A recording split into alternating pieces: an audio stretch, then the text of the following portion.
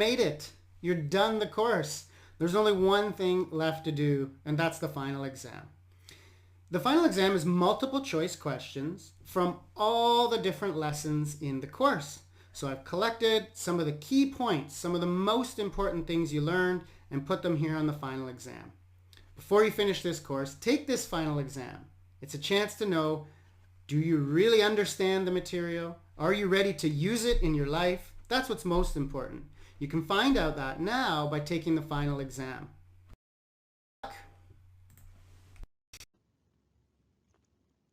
In this practice lesson, we'll look at the formal and informal business writing rules, and we'll think a little bit about the rules you need to follow and the rules you can ignore. You'll have a chance to practice your understanding with a quiz. Let's get started. We start with an email sample that is much too formal. Can you see in here some examples of language that is too formal? Mehmet has written an email to his boss trying to set up a meeting, but there are many examples of formal language. Can you find them all? Pause the video now, see if you can find them, and then I'll show you the answers. Ready to see the answers? Let's go through it together. So first of all, the greeting is very formal for many reasons. Dear is too formal. We never use Mr. or Mrs. In email communication, certainly not with our boss. And the colon as well, we wouldn't use. Much better would just be hi, first name, and then a comma. Let's see what else we have here in the text. I'm writing to notify you I am unable. Extra language like this, you can just get rid of it. I'm writing to notify you, we wouldn't use that for a boss. I'm unable to meet on Friday to discuss our client, Kendra Molson. Could you kindly inform me of your availability next week so we could discuss? Could you kindly is a little formal. It's not awful. It's just a bit too formal for a boss or a coworker. Could you please is much better. Inform me of your availability. Again, you would probably use something much less formal, like let me know when you are available. Thank you very much. Kind regards is too formal for a boss. Just a simple thanks. You could get rid of this. And this isn't a huge request where you have to say, thank you very much. I'm so thankful. We're just having a meeting. So simple thanks would be fine here. So we can see the greeting very formal. This extra language at the front is much too formal. And then some of the language in here and certainly the closings are too formal. Let's look at a corrected sample. Here we can see a much better email. We've got hi in the first name. I can't meet on Friday. That's just a simple statement. Could you please let me know? That's an excellent, excellent request. Not that formal one that we had before. And then that simple thanks, what we were talking about. So this is a great email, simple email to ask for a meeting. You don't have to be so formal with your boss. When writing, you want to follow the rule of be friendly, not formal. We saw in the email example, it was a much better idea to be friendly in the email to the boss. When in doubt, choose friendly, polite language as opposed to worrying about formal business writing rules. Let's look in more detail. Here's some do's and don'ts for business writing. The do's are things it's okay to do. Don't worry about following these rules. Many of these rules are academic rules that we don't have to worry about in business writing. So you can use the first person. This is things like, I want this, I will do that. In academic writing, we often don't do that. You can certainly use contractions. Don't, can't, won't, I'm, your. All of that is great. It makes things go much faster in business writing.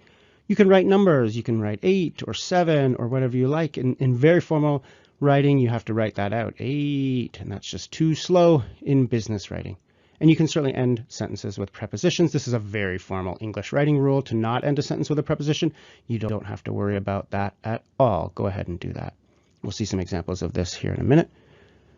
Things you don't do. So this is saying, hey, now wait a minute. There are still some rules you have to follow. So don't use slang. This is stuff like stuff is a word. This is awesome, wicked, cool. All of that kind of very informal language has no place in business writing. We stay away from jargons or cliche. This is things like think outside the box or get on the same page. Be very careful that you're not using that repetitive business jargon or business cliches. And avoid extra punctuation in your emails or in your business writing. We don't have 3 exclamation marks or 2 question marks. That's for informal text messaging, not for business writing. Let's finish the video with a quiz. This will give you a chance to practice your understanding. We've got 10 sentences on the board. Let's imagine these are all from emails to a coworker, to a boss, to a client. It should be the same. And we're going to go through all 10 of them and decide, is this okay? Or is it too formal or too informal? And if so, how would we change it? Let's do the first one together, and then you can pause the video to practice the rest. Number 1 says, I just need to complete the final page today. So this is great. The only thing we would change is just, because just is informal. We could say only. That's a little bit more formal, a better word. I only need to. To be honest, we'd probably just get rid of it. I need to complete the final page today, and that would be fine. But we don't like just. It's an informal word. So take a look at 2 to 10 and decide how would you fix it. It might be okay, but if it's too formal, you need to fix it. If it's too informal, you need to fix it too. Pause the video and try them now. Let's go through the answers together. Number 2, the new company video is so effective. This is kind of similar to number 1, just, same idea. So here we could say very effective, much better than so. So is very informal. It's so hot today. Oh, it's so cool. Oh, that was so great. That's too informal for business speaking, to be honest, but definitely business writing. Number 3, would you so kindly let me know your availability?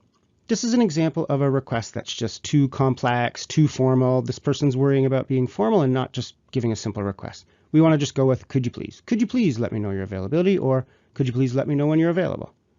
Number 4, I don't believe we have another copy. Yeah, this one's fine. The idea here is getting you to recognize it's okay to say I don't. Nothing wrong with there. We don't have to always say do not. You're fine to write contractions in business writing. It's actually much quicker. Number 5, the meeting included 3 accountants and 4 lawyers. So this one's incorrect. The problem is that you've got 3 in number and 4 in writing. In business writing, it's fine to write numbers. It's fine to write words. Both are fine. Just don't mix them up. Stay consistent. So if you're going to write the number 3, then you write the number 4. If you're going to write out 4, then over here you would write 3.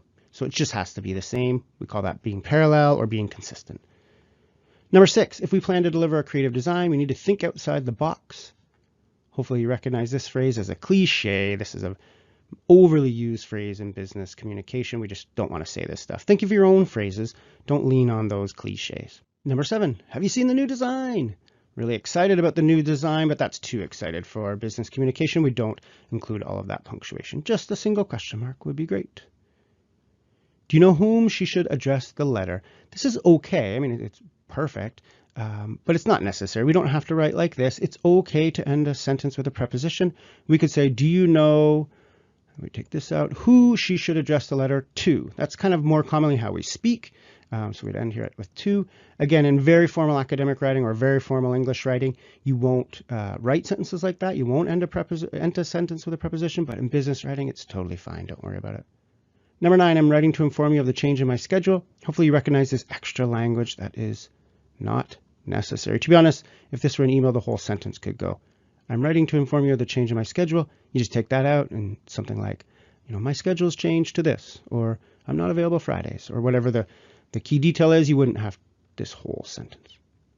Last one, number 10, could you please send it to me? We love that. Could you please is a perfect request. Much better than, kind of these really formal ones up here in number 3. We love number 10. Could you please? So there we go. We saw a few quiz questions for you to practice. We saw some that were too formal and some that were informal and some that were just right.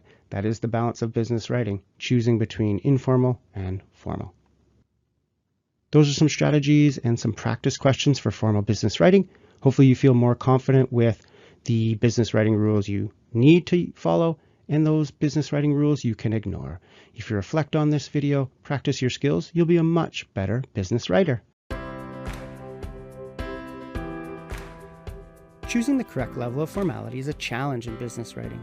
You need to consider your language and tone when you write. In this video, you'll learn strategies for formal and informal business writing. You'll see the writing rules you should follow and the rules you can break. You'll also reflect on the tone of your business communication and think about how to be friendly and polite in your writing. First, let's consider the differences between business and academic writing. Many of the rules you learned in school don't apply to business writing. Here are 4 academic rules you can break at work. Number 1, you can use the first person. Although academic writing often avoids using the pronoun I or the first person, you can do this in business writing. In fact, business writing should be in the first person. Look at the difference between these 2 examples. The first is unclear because it does not include the person who will act. The second uses the pronoun I to show who will purchase the supplies. In business writing, use the first person to make your writing clearer. Number 2, you don't have to worry about writing numbers. In academic writing, you write out the numbers from 1 to 10. In business, you're welcome to use numbers for everything, and it's often preferred. The only mistake you can make is something like this example. As long as you consistently write numbers or words, you'll be fine. Both of these examples are perfect. Number 3, you can use contractions. Academic writing doesn't allow contractions, but business writing uses contractions to speed up the flow. Feel free to join words together, like in these examples. Number 4, you can end a sentence with a preposition. In very formal writing, sentences don't end with prepositions, like this example. However, you can end sentences with prepositions in business writing, and it's often preferred. Look at how using the preposition makes this sentence easier to read and understand.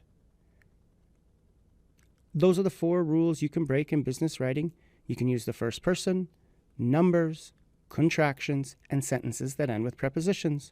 While we all learned many great writing rules in school, those are 4 you can forget about at work. Now let's look at some formality rules you do need to follow in business writing.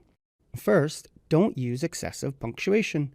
Don't use extra punctuation marks, especially exclamation marks. These types of sentences are never professional. Second, don't use inappropriate slang. To be safe, stay away from slang in business writing. This also includes web slang and acronyms like LOL or TTYL. Keep in mind, writing is more formal than speaking, so you don't use the same amount of slang or casual language you use in conversation. In writing, keep your language more professional than when in speaking. Third, don't use cliches or jargon. Cliches and business jargon are overused words, phrases, or idioms. Common examples are at the end of the day, the writing is on the wall, on the same page, or think outside the box. These phrases make your writing seem unoriginal. Instead of using these tired phrases, think of your own way to express yourself. You've now seen the academic rules you can break and the business writing rules you should follow.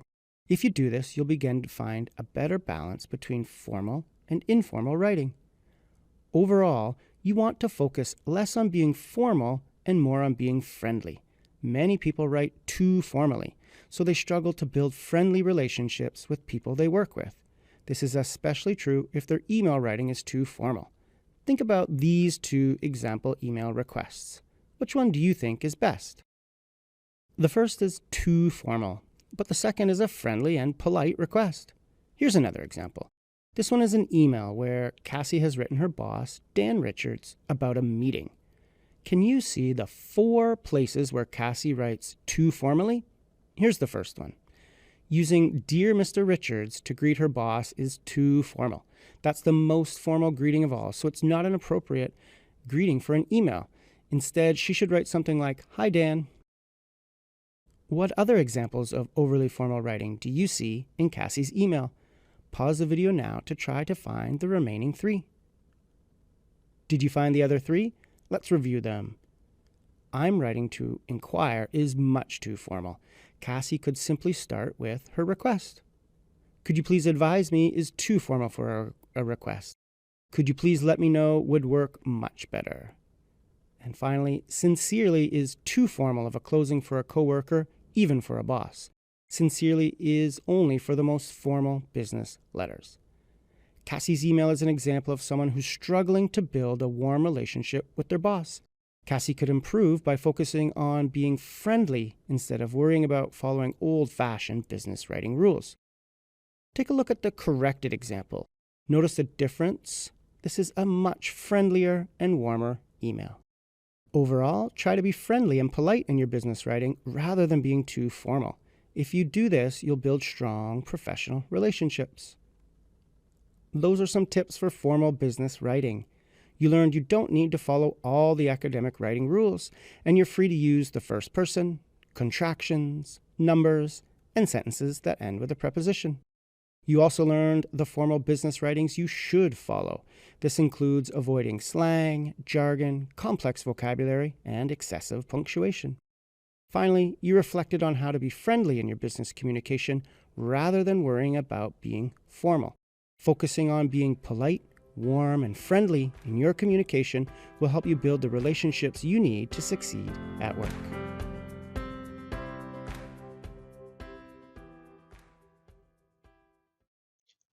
In this video, we take a look at articles, an English grammar topic that is quite important and often very challenging.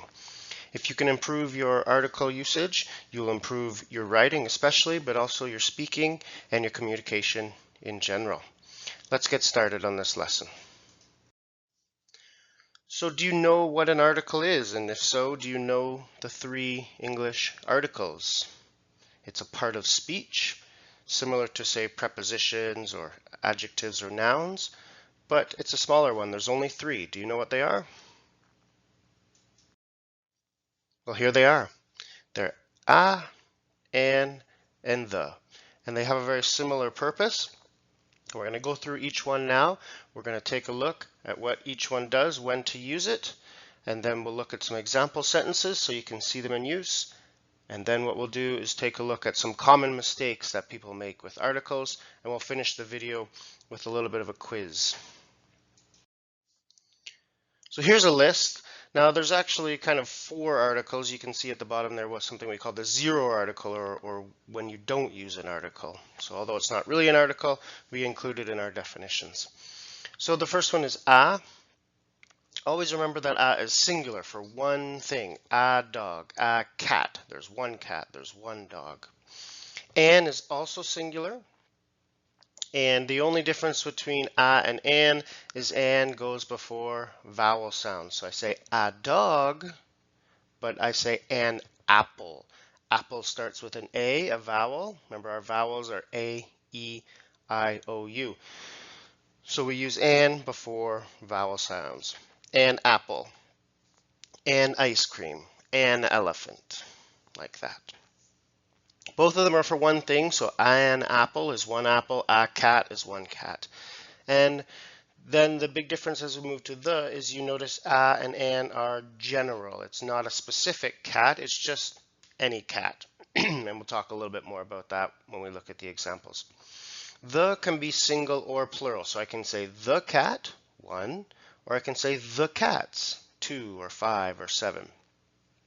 And the is specific, so when I say the cat, I mean one specific cat, a cat I know about. Maybe the cat in the house, maybe the cat in the park, maybe the cat that I own, maybe the cat I saw.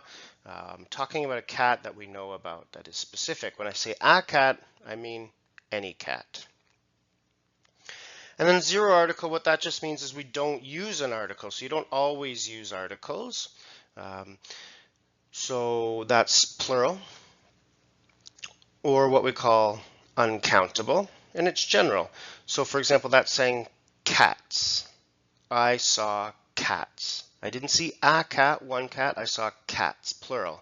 And that would be general. So if I say I saw the cats, those are specific cats, that's why I use the.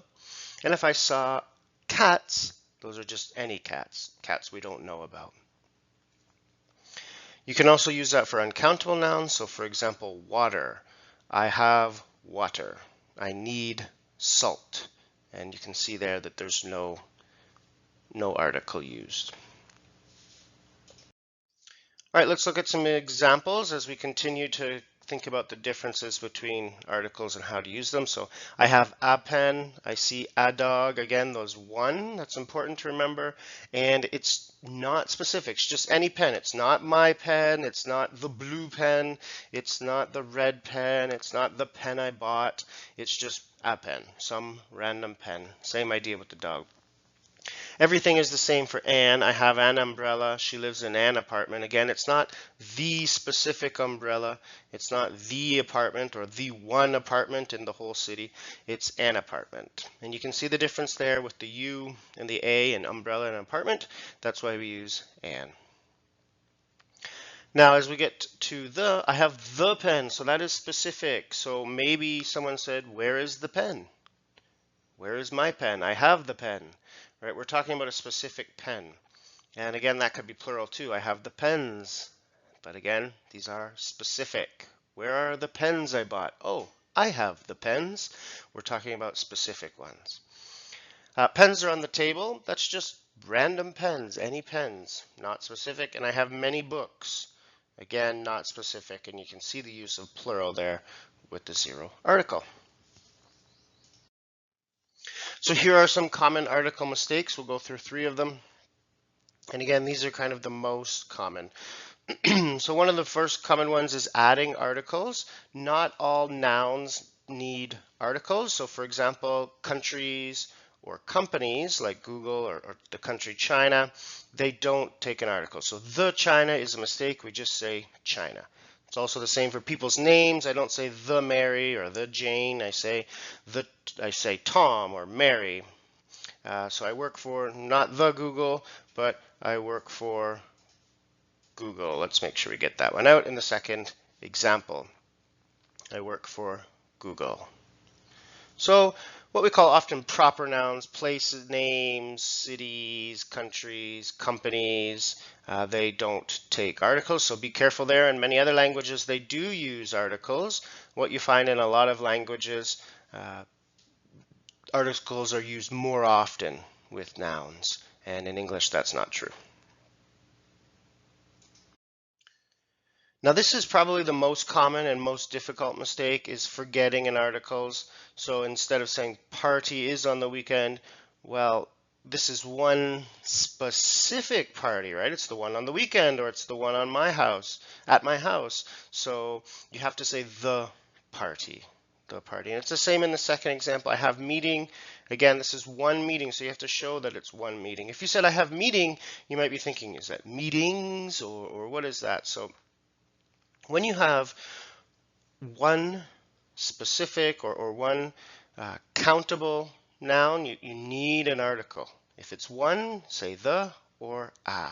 So remember that. If it's uncountable, it's okay. You can leave the articles out. We saw that with the zero article before, so you can say I have water or I have salt. But if it's one thing, you have to make sure you show that it's I have a meeting or I have the pen. So don't forget those articles with those nouns. And then the last one, the third mistake, common mistake, is to mix them up. And that's really just mixing up what is general and what is specific. So if you're talking about a book, just any random book, or if you're talking about the specific book, it would depend, it would change the article. So if I say to you, I'm talking about a book, my favorite book, and I say, oh, do you know this book? You say, yes, I bought the book. That's a specific book. If you just bought any random book and I don't know what book you bought and it's just not a specific book, you'd say, I bought a book. And then I might say, oh, what book did you buy? And you could say, the book I bought, because now we're talking about a specific book. So that could change as you talk about something. Often in the beginning of a conversation, you're talking about a book or a dog, and then later you're talking about the book or the dog, because it's the dog you're talking about. So it becomes a specific dog. So just make sure when it's general, you use a, and when it's specific, you use the. So those are the common mistakes. Let's finish the video with a quiz. I'll read it. You can think about what the mistake is, and then I'll give you or show you the answer. So again, I'll read it, and there is a mistake here. So can you find the mistake? So number 1, did you clean kitchen? What's wrong with that one? Did you clean kitchen? And the mistake is you need the.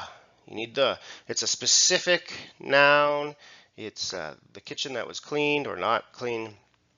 So you need the. Remember, that's that common mistake I showed you, that single countable nouns, they need articles. The meeting is on the Friday. The meeting is on the Friday. What's wrong? Okay, well, this is adding an article. We don't use the with days. I don't say the Monday, the Tuesday. I just say Monday. I have a meeting on Monday. I will see you on Tuesday, not on the Tuesday. Company is located in Canada. What's wrong? Well, this one also needs an article, so we could put the there. The company is located in Canada because it's one specific company, so I need an article. I needed information. What's wrong? Well, we're going to take out and. We don't use an article. This is uncountable. Uncountable. So we don't count information. We don't say 5 informations. So we take out the article. Remember that 0 article used for uncountable nouns. She has an excellent idea. What's wrong? Well, this one needs an. And in speaking, you'll notice the difference between and an is a lot easier to understand. It's very natural to say she has an excellent idea. That's why an exists, because it sounds a little strange to say she has an excellent idea. For me, it's very difficult to say and very unnatural. It's much easier to say she has an excellent idea. So if you're in writing and you're not sure if you should use an or test it out and speak it out, and you'll find it a little bit more natural and easier to hear which is correct. Newsletter is sent to all clients. So again, this one needs the. It's just like company, it's just like kitchen, it's one specific thing, it's countable, you have to put an article. I sent a document you wanted. So if it's the document you wanted, then it's a specific document. So we would have to change to the, right? It's a specific document. I sent the document you wanted. Remember, when we're talking about something specific, that's where we use the. Where is the book I bought? Where is the book I bought? And this one's a trick. This one's just fine. Where's the book I bought? It's good because it's the one I bought, so it's something specific. So that one's fine. I forgot to tell you that some were fine. Number 9, in China, people live in the large cities. What's wrong here? You might be thinking China needs an article. No, remember, with countries and cities, we don't put articles, so that's okay. But people live in large cities. I'm not talking about the specific large cities. I'm just talking about large cities in general. Yes, they're all in China, so in some ways they're specific, but we're talking about in general, right? Large cities in general. Last one, he is a great soccer player. And again, you should hear that. It doesn't sound very good when I say it because it's a great soccer player. This video is a lesson on subject-verb agreement, something you need to know all about if you want to improve your English. It's an English grammar topic, and it's also really helpful in writing. Let's get started. So what is subject-verb agreement? Well, if you know what a subject is and you know what a verb is, that's a good start. So let's look at our sentences. Subject is he. Subjects are the thing that does the action. The dog, the man, Paul, Mary, whatever it may be. And then the verb is the verb, like go, play, dance. So subject-verb agreement just says that in English, depending on the subject, the verb needs to agree with it. So do we say he likes to skateboard or he like to skateboard? Well, we should know that we say number 1, he likes, and that number 2 is wrong. Let's look at the basics. This is something you learned in maybe your first English class or maybe the first time you opened an English book. You learn about the subjects and how to conjugate the verbs. So we know that we say I ride, and then you would have learned about that third person. She rides with an S, he rides, it rides, you know. He goes, she goes, it goes, he plays, she plays, and then everything else doesn't have an S. So we ride and they ride. That's the basic subject-verb agreement. That's not what we're really here in this video for, but that's a good introduction for it. Let's look at the more complicated examples. So the first one to look at is something we call indefinite pronouns. So I'll ask this question. When I say someone, everyone, anyone, anybody, when I use these indefinite pronouns, should the verb be a singular verb like is, or should it be a plural verb like are? So do I say someone know or someone knows? Do I say everyone is or everyone are? What do you think? Well, indefinite pronouns always go with singular verb. Someone is, everyone is, something has, everything goes. So make sure that when you're using these, that you use singular verbs. singular verbs. Sometimes it seems complicated because when we think of everyone, it seems like a big group of people, but everyone is not a group of people. Everyone is each individual person in that group. So if I have a group of people, I'm not saying all the people like pizza. I'm saying that Paul likes pizza, Mary likes pizza, Tom likes pizza. Everyone in the group likes pizza. That's kind of the quick explanation, but all you need to remember is indefinite pronouns, all of these words are singular. So you're using verbs with S or is, things like that. Next one is groups. Again, this can be complicated, but you can take a look at the examples. My family lives in an apartment. So that's like saying he lives, she lives, it lives. Why? Family is a number of people. Well, the trick here is that we're talking about how many families? One family, which is an it. It lives, right? The band, again, there are many people in the band. The team, there are many people in the team, but we're talking about one band, one team, one family, one group, one class. A class of many students is still one class. So anytime you have a group, if you're only talking about one group, it is singular. Make sure your verb reflects that. Okay, next one, irregular plurals. This is just a matter of getting better at vocabulary and remembering and knowing those special words that are plural, but they don't have an S on the end. So if you've studied this, you might remember a list of men, women, people, teeth, feet. Sometimes you even get into the animals like fish and deer. Could be irregular plurals like mice instead of mouses, right? Children is another really important one. So learn those irregular plurals and understand that they are plural. Just because people doesn't have an S on it, it's still a plural word. Just because children doesn't have an S, it's still plural. This is not a common mistake. The more common mistake is to make them plural. A lot of people say children's and people's and feet's. That's wrong. So just make sure you remember these are plurals. Okay, let's take a look at some exceptions. This is our last slide, and we'll go through a lot of different kind of examples or situations where well, it's an exception. It's a little bit more complicated than what we might think. Number one there, mathematics is a difficult subject. Before we go through these, let me remind you, all of these examples are correct. They're all correct. We're not doing an exercise. We're just going through some different examples. Mathematics is a difficult subject. So this is strange because there's an S on mathematics, but again, it's just one subject. So subjects can be challenging. Things like physics, mathematics. There's a few of them, but again, they end in S, but it's just one subject. $8 is not a lot of money. So again, there's that S on the end, so you're thinking it's plural, but $8 is not plural. $8 is one quantity of money. It is one thing, right? I'm not talking about a group of dollars or anything like that. I'm talking about $8 as one quantity of money. So I say $8 is not a lot of money. The news was, again, news, the first three are very similar. There are words that have S's on the end, and many people think they're plural, and they're not plural. The news is just one thing. It's just one broadcast. It's not there's no new, right? It's not a group of newses. That doesn't make any sense. It's just one broadcast. Okay, the next, number 4 is something different now.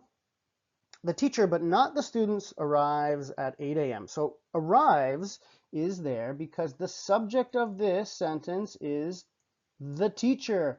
And this is a common thing that you'll see when you take subject-verb agreement lessons.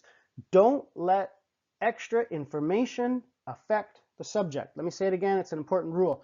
Don't let extra information affect the subject. So, but not the students is just extra information. You can tell that because it has the 2 commas here. It's set apart from the sentence.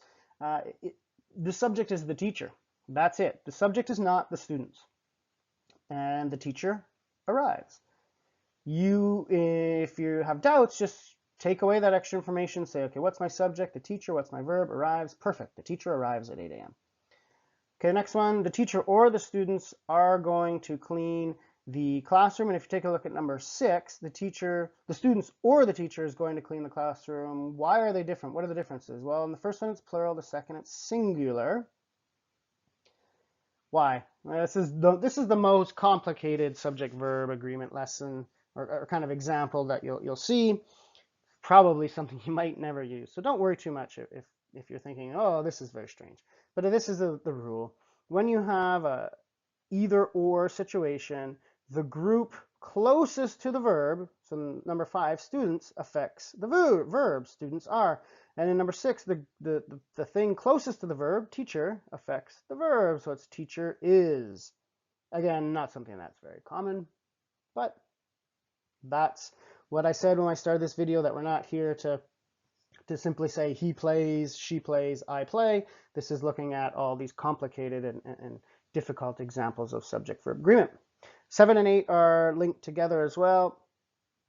Spanish is a difficult language to learn. Spanish is, and Spanish people are. So it's just showing you that Spanish, German, Canadian, English, American can, not all those examples are languages, but some of them, you can often have a word that represents the people as well as the language. So the language is one language and the people are many people. So keep that in mind.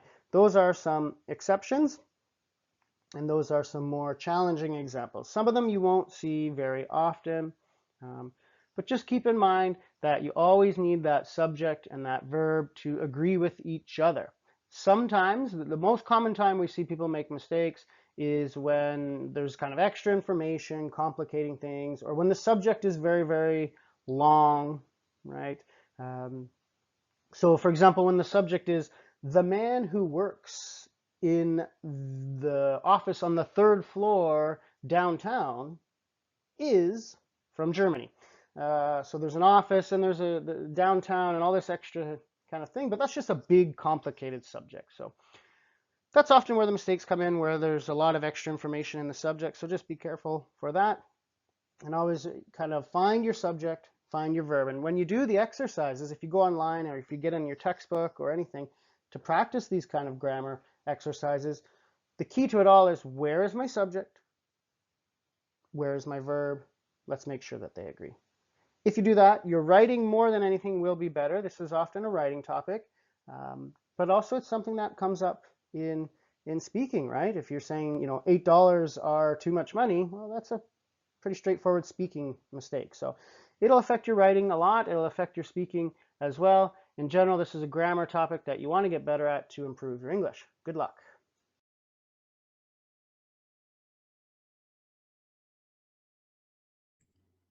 Let's take a look at these active and passive sentences, and we'll do some practice exercises together.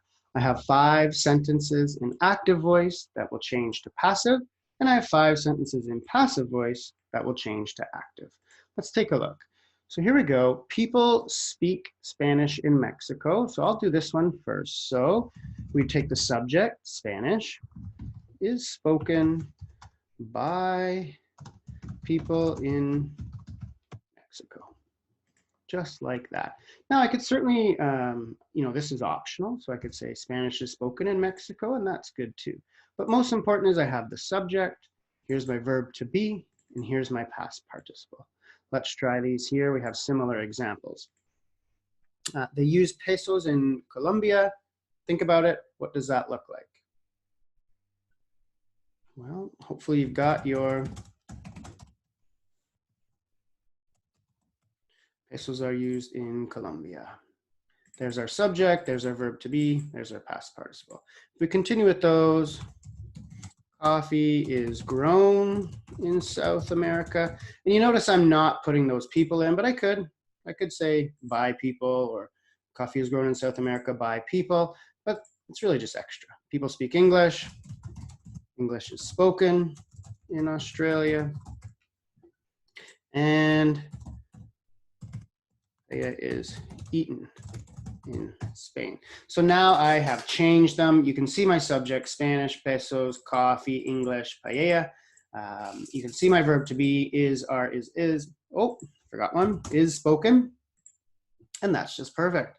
All right, let's get these into active. This is probably a more common exercise because you want to be able to take passive sentences, which are not always the best option, and get those into active sentences. So let's do that now. The pizza was eaten by the kids. So what is the subject here? Who's doing the action? Think about that. And the kids, right?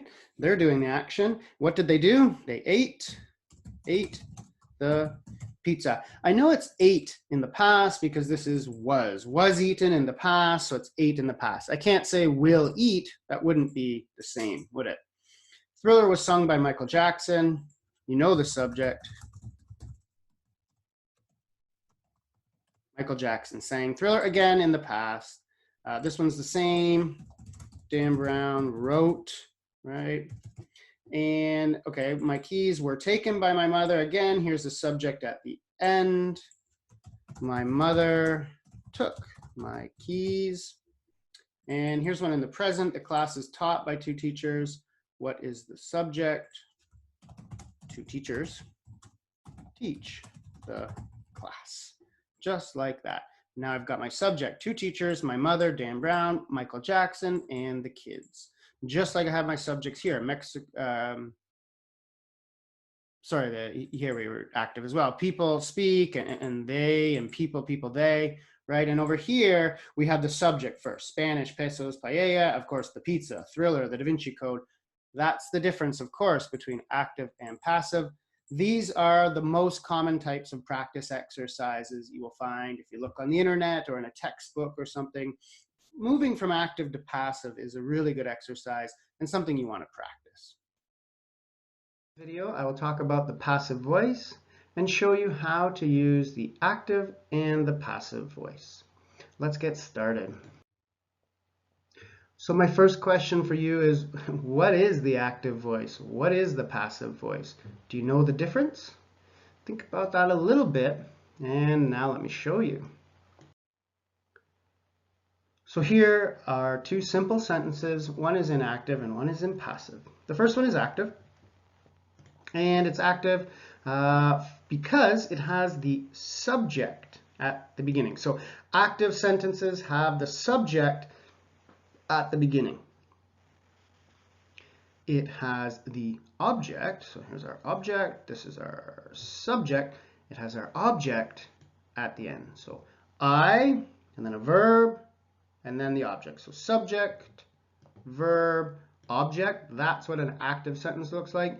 And passive is the opposite. So the ball was kicked by me. And you'll notice passive has the verb to be, could be is, are, was, were. Has a past participle, that's kicked. And then it often has by, right? But the most important thing is that the ball, the object, is at the beginning, where in an active sentence, it's at the end. Let's look at some examples of what that looks like in different verb tenses. One of the reasons that active and passive voice is a common lesson when you're learning a language is because it helps you to really investigate all the verb tenses and all the different ways that the language works. So let me go through it. You can see the verb tense on the left. So I speak English. I mean, first, you should just notice it's I, all the way down. Subject at the beginning. Here you'll quickly notice English, the object, is at the beginning. And that's it, right? So I speak English, English is spoken. I will speak English, English will be. And again, so this is in the future, so this is in the future. I don't need to go through it all, but if I'm saying something like had spoken, had been spoken, and this video is not enough time to teach you how to move from active to passive and passive to active in all the verb tenses, but you should be able to make a chart like this when you feel that you know this topic. You should be able to use any verb tense and take a sentence and change it from active to passive or from passive to active. When you can do that, you really understand active and passive voice. Try a chart like this. Choose something totally different. Perhaps, Tom lives in France, or Jane likes pizza, and pizza is liked by Jane. Try that, and you're going to find it really good practice. So then, kind of the second big question, and where I want to spend more time in this video, is when do you use active or passive voice? So The initial answer is you should always use active voice. You should always try to use active voice. A lot of writing advice will tell you use the active voice. It's clearer. We have a subject. We know who is doing the action. It's just often much better. It's often shorter, more concise. There are many benefits to active voice. So you should always think about using active voice. Perhaps from this video you realize your biggest weakness is you write in the passive voice too much, and that's very possible. Many people do that. Try to use active voice. Let me show you a few good times to use the passive voice. So when you want to really focus on the object, go ahead, use the passive voice. So if I want to really focus on the meeting or my computer, the passive is a good thing in there. You'll see this a lot in instructions, things of that nature. If I'm giving you the instruction on how to make a sandwich, maybe the sandwich is the object in it. So I get that at the beginning a lot. It's possible. So when I want to focus on the object, go for it, passive voice. When I don't know the subject, so if I'm saying, my bike was stolen, by whom, I don't know, this is a time where I get that object up at the front. This is much better than someone stole my bike, right? I want to focus on, again, I want to focus on that bike. It's an important object, but I also don't know who the subject is. These cookies are made with chocolate. Again, I don't know who made them. I don't say, the factory made this, or, this cookie company made this. It's not known. So I just focus on the object. When subjects are obvious, so when I say Spanish is spoken in Mexico, I don't need to say by people or by Mexicans. It's obvious, right? When I say baseball is played in America, I don't say by people. It's not needed. Again, I'm focused in on the object, which is Spanish or baseball, and I don't need to even talk about the subject.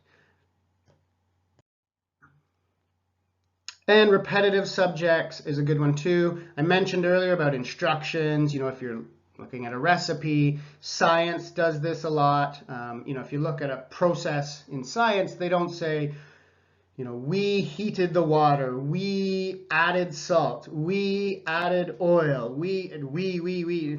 Why? So you get passive voice there. The vegetables were cut.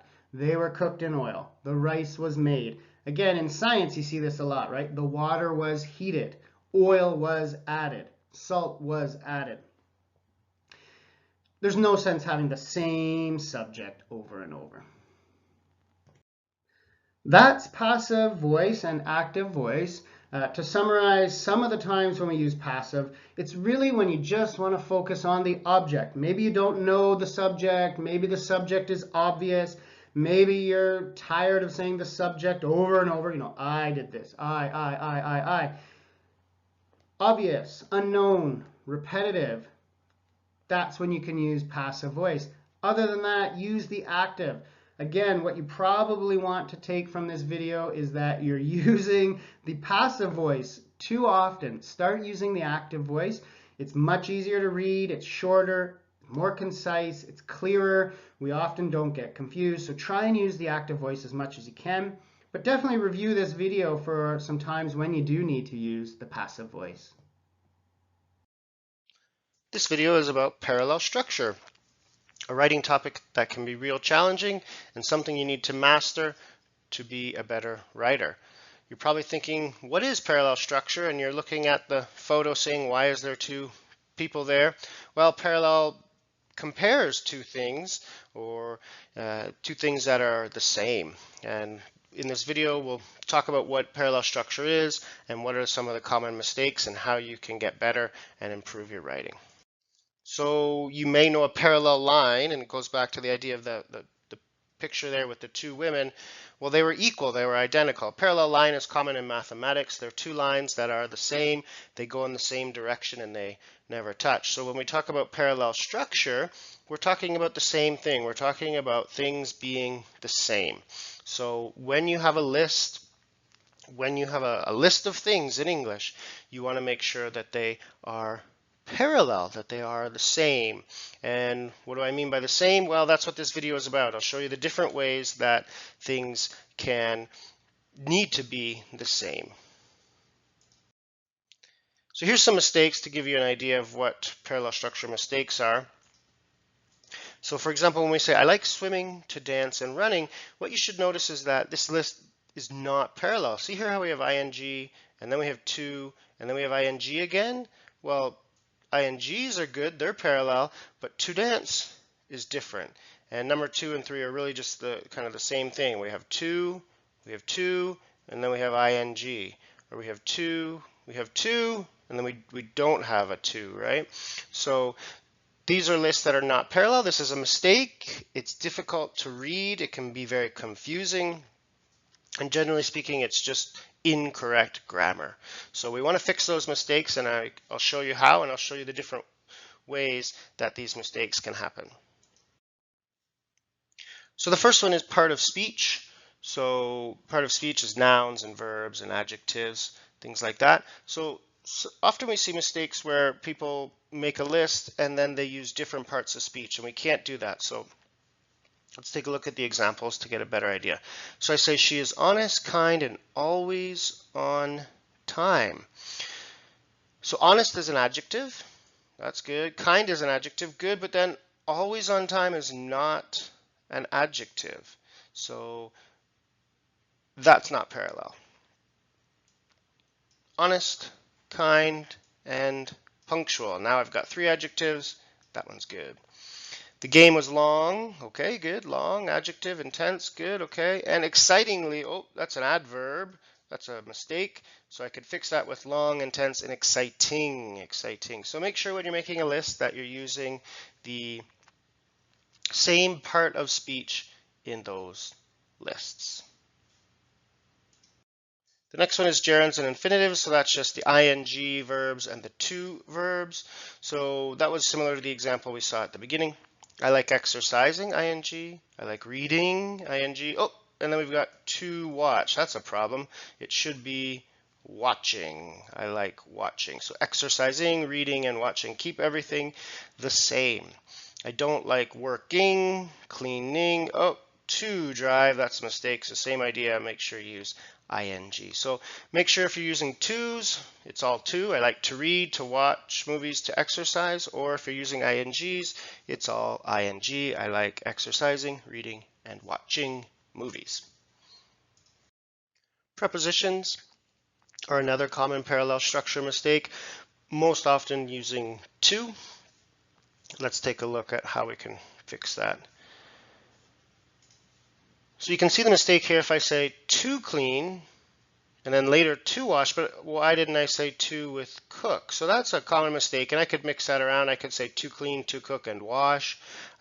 Generally speaking, you just have to be consistent, and there are 2 ways to do that. So this first example is the mistake, and the second ones are both okay. So you have 2 options. You can say I need to, and then the to can apply to everything. So to clean, cook, and wash. That's fine. That's perfect. The to kind of jumps to all 3 like that, and that's okay. Your other option, which is correct, is to say to clean, to cook, and to wash.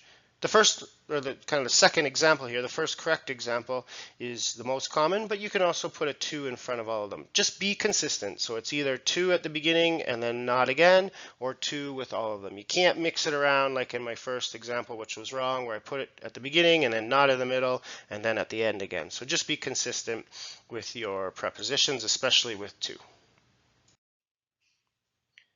Verb tenses is another one that we often see mistakes. So when you're writing a sentence, or a list, I should say, you want to make sure that you have similar verb tenses, not just similar, but the same.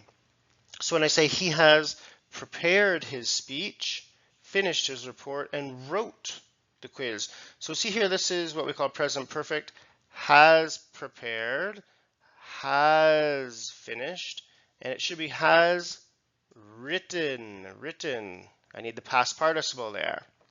It can be tricky because prepared and finished aren't irregular past participles, so it could be the same for them in the past. I could say he prepared his speech, finished his report, and wrote his quiz, but I started with has, so I'm doing present perfect, so I need written. Second example, she baked the cake, wrapped the gift, and then you can see I start with the present perfect and has planned. Here's the past, and then the present perfect. So just make sure that you have the same verb tense in all parts of the list. Now we see a lot of a lot of parallel structure mistakes in bulleted and numbered lists. Often part of speech creates a problem there. So, for example, these are some of the great qualities of Toronto: safe, many activities, exciting, and clean. So when you look at that list, can you see one that does not fit, is not parallel? Which one is wrong? Hopefully you got it. It's many activities. The other three are adjectives: safe, exciting, and clean. Many activities is a noun. So it's not just lists with commas, it's also bulleted and numbered lists. And again, that's often where we see a lot of the mistakes is people, because they're not kind of joined together with commas, they get where they almost start forgetting, and they don't realize that they're mixing up, verb tenses, or often, like I said, part of speech. A lot of people will mix in nouns and adjectives when it has to be all adjectives or all nouns. So we'll finish up with a little bit of a quiz. These have mistakes in them, and the quiz part is, can you find them? So I'll read them and then think about what is the mistake.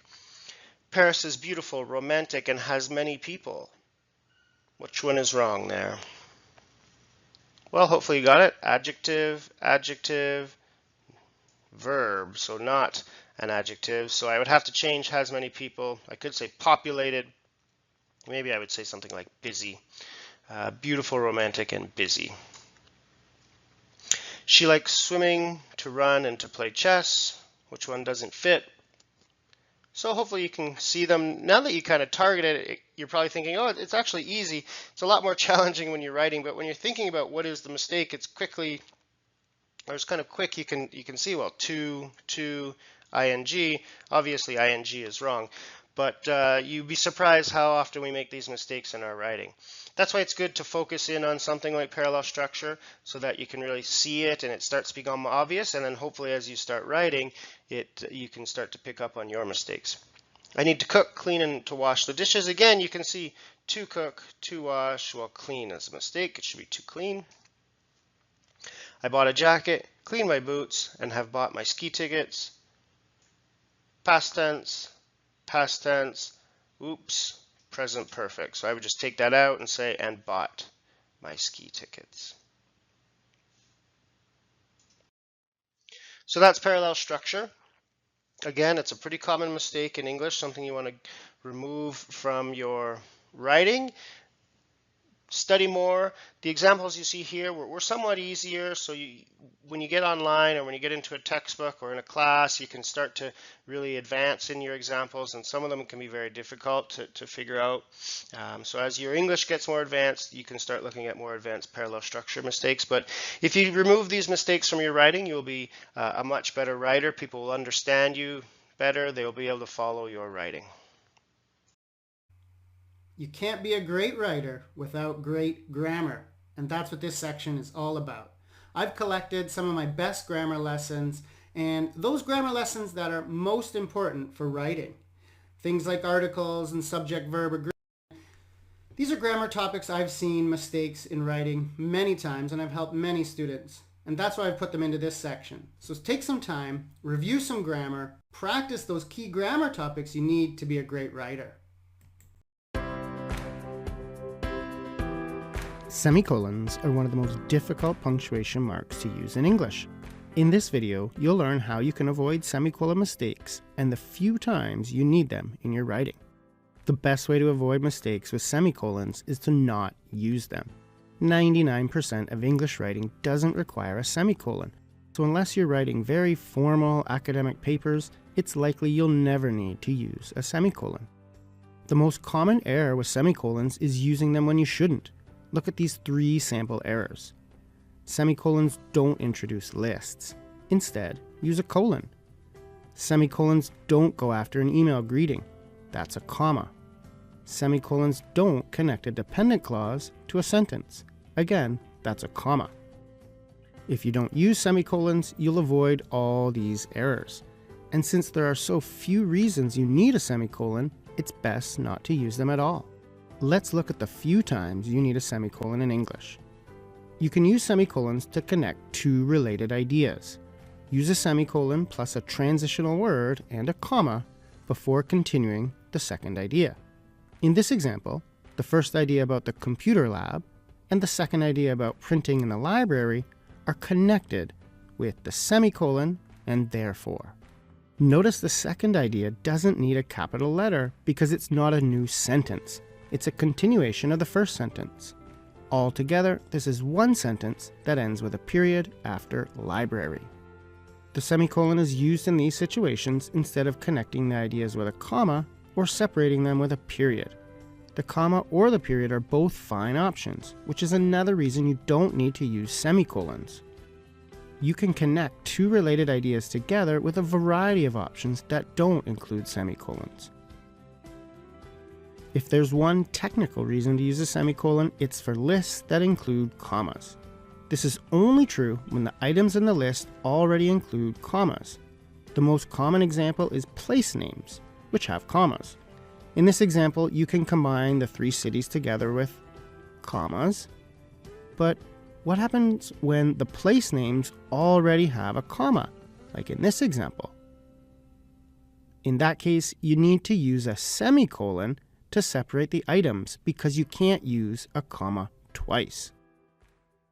Here's another example with people's professional titles. Since you can't use commas again, the semicolon acts like a comma by separating the items in the list. You saw two uses of semicolons, and both are quite rare. The best strategy is to avoid semicolons altogether. If you do this, you'll avoid many mistakes and your writing will be clearer.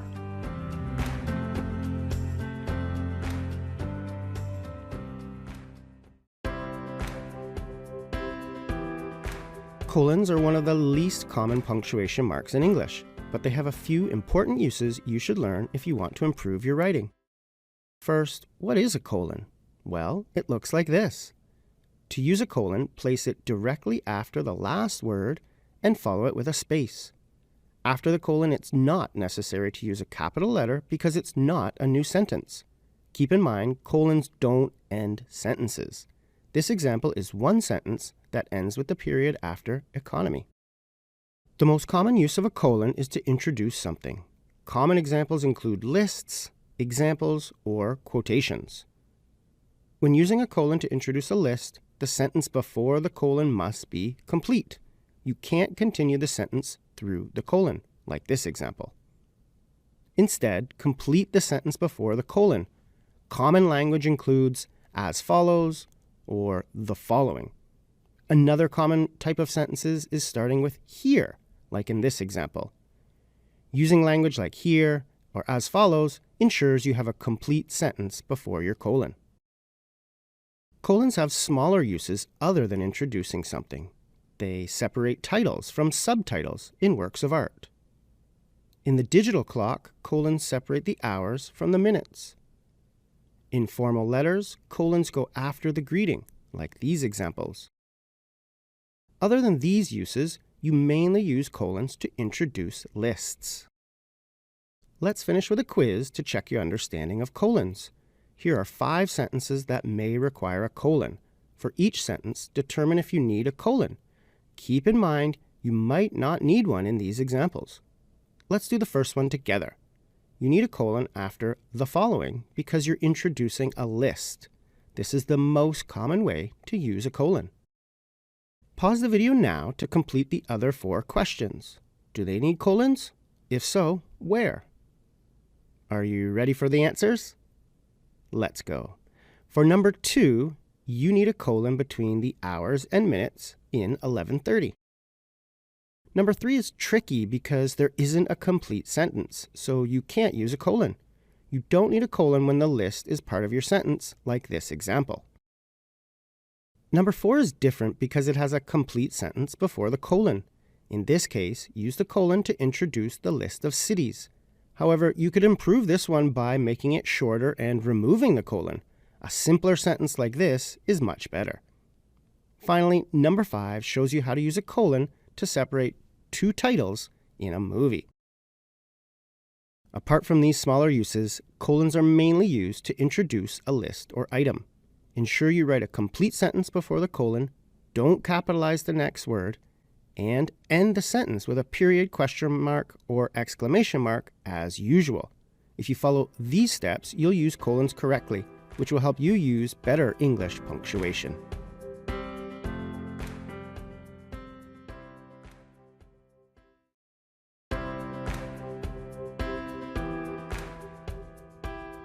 The apostrophe is one of the most common punctuation marks in English. It looks like a comma, but it goes on top. Here are a few examples with apostrophes. In this video, you'll learn to use apostrophes correctly in English. More specifically, you'll see how to use apostrophes for two main purposes: contractions and possession. Let's start with contractions. The apostrophe joins two words together to make a contraction. Here are some common examples. The apostrophe replaces the removed letter. For example, in the word don't, the apostrophe takes the place of the O that is removed from do not. Most contractions use either the verb to be, like the examples on the left, or they use not, like the examples on the right. Now let's look at how to use apostrophes to show possession. Apostrophes are used with nouns to show ownership. In this example, Jennifer owns the shoes. They are Jennifer's shoes. To show possession, add an apostrophe and an S to the end of the person, place, or thing. Here are a few more examples of possession. For plural nouns that end in S, add an apostrophe at the end. You don't need to add another S because the word already has it. However, some plural nouns don't end in S. In these cases, add an apostrophe and an S like you would with a singular noun. When two or more people possess the same thing, add an apostrophe and S on the last person's name only. In this example, Jane and Bob own the same house. Add an apostrophe and S to both names when showing possession of two different things. In this example, Steve and Lucy own two different houses. When a noun has more than one word, the last word in the group receives the apostrophe. In this example, we add an S to marketing because it's the last word in the group. Now let's look at some common apostrophe mistakes. First, don't use apostrophes for plural nouns that have no possession.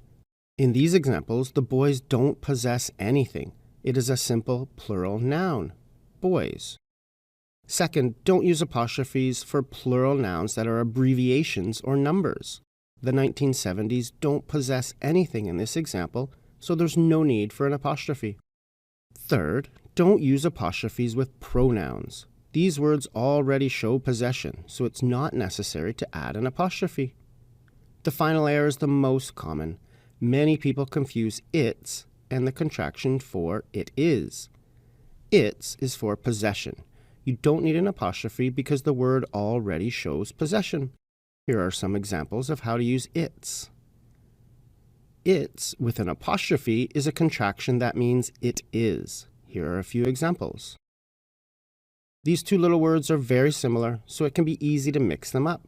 Ensure you know the difference between the two and use them correctly. Let's practice your understanding of apostrophes with a quiz. These 5 questions ask you to choose the option that uses the apostrophe correctly. Let's do the first one together.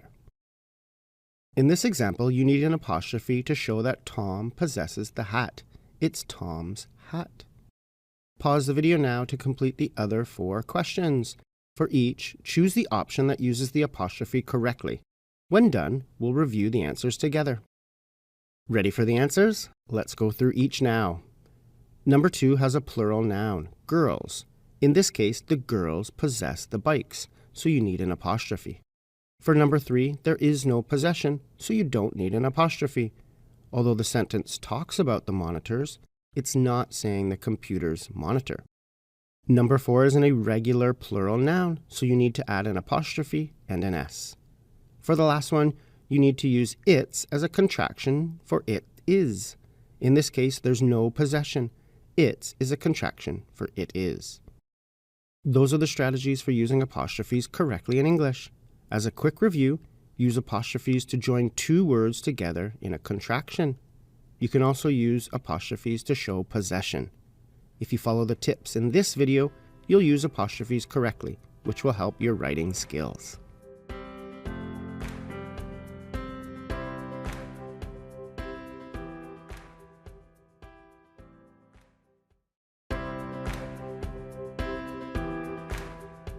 Commas help organize sentences. They have three main purposes: separating, enclosing, and introducing. This video shows you how to use commas correctly in English. The most common use for commas is to separate items in a list, like these examples. You need the commas for lists of 3 or more items. They're not necessary for a list of 2 things. To create lists, add a comma after each item in the list. Before the final item, add the word and or the word or, depending on the situation. Commas also separate 2 words or 2 numbers in dates. Notice how the comma separates 12 and 2006 and Monday and July. The comma is not needed between a word and a number. It separates 2 numbers, like this example, or 2 words, like this example. Commas also separate 2 words in a place name. Common examples involve separating a city name with a state or country. Here are some examples of how commas separate names of places. For numbers, commas separate groups of 3. This helps people say numbers correctly, as numbers in English are said in groups of 3. Commas go after greetings and closings in emails and letters, like in these examples. Use a comma after an introductory phrase, including transitional words, times, and dependent clauses. Here are some sentences that begin with a transition and a comma. Sometimes these transitions are times and dates. Other times, these introductory phrases are dependent clauses that must be followed by another idea. These clauses often start with if, since, when, unless, or although. You can see examples of how to use a comma after an introductory phrase here. Notice the way the comma follows the introductory phrase, separating it from the next idea. Commas can also join 2 ideas into one sentence, like this example. When joining together 2 clauses, use a comma plus a coordinating conjunction.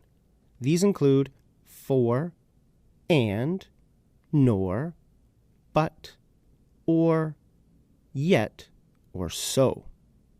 These sentences are examples of joining together 2 ideas with a comma and coordinating conjunction. Be very careful using commas like this, as it's easy to make an error. You must use the coordinating conjunction when joining ideas together. If not, the result is a common mistake called the comma splice. Avoid this mistake by adding the conjunction. These are the ways to use the comma in English. The most common is to connect items in a list, but commas also separate numbers and words. You can also use commas to connect 2 ideas together. The comma is a complex and challenging punctuation mark in English. It's okay if you don't have all the details figured out yet.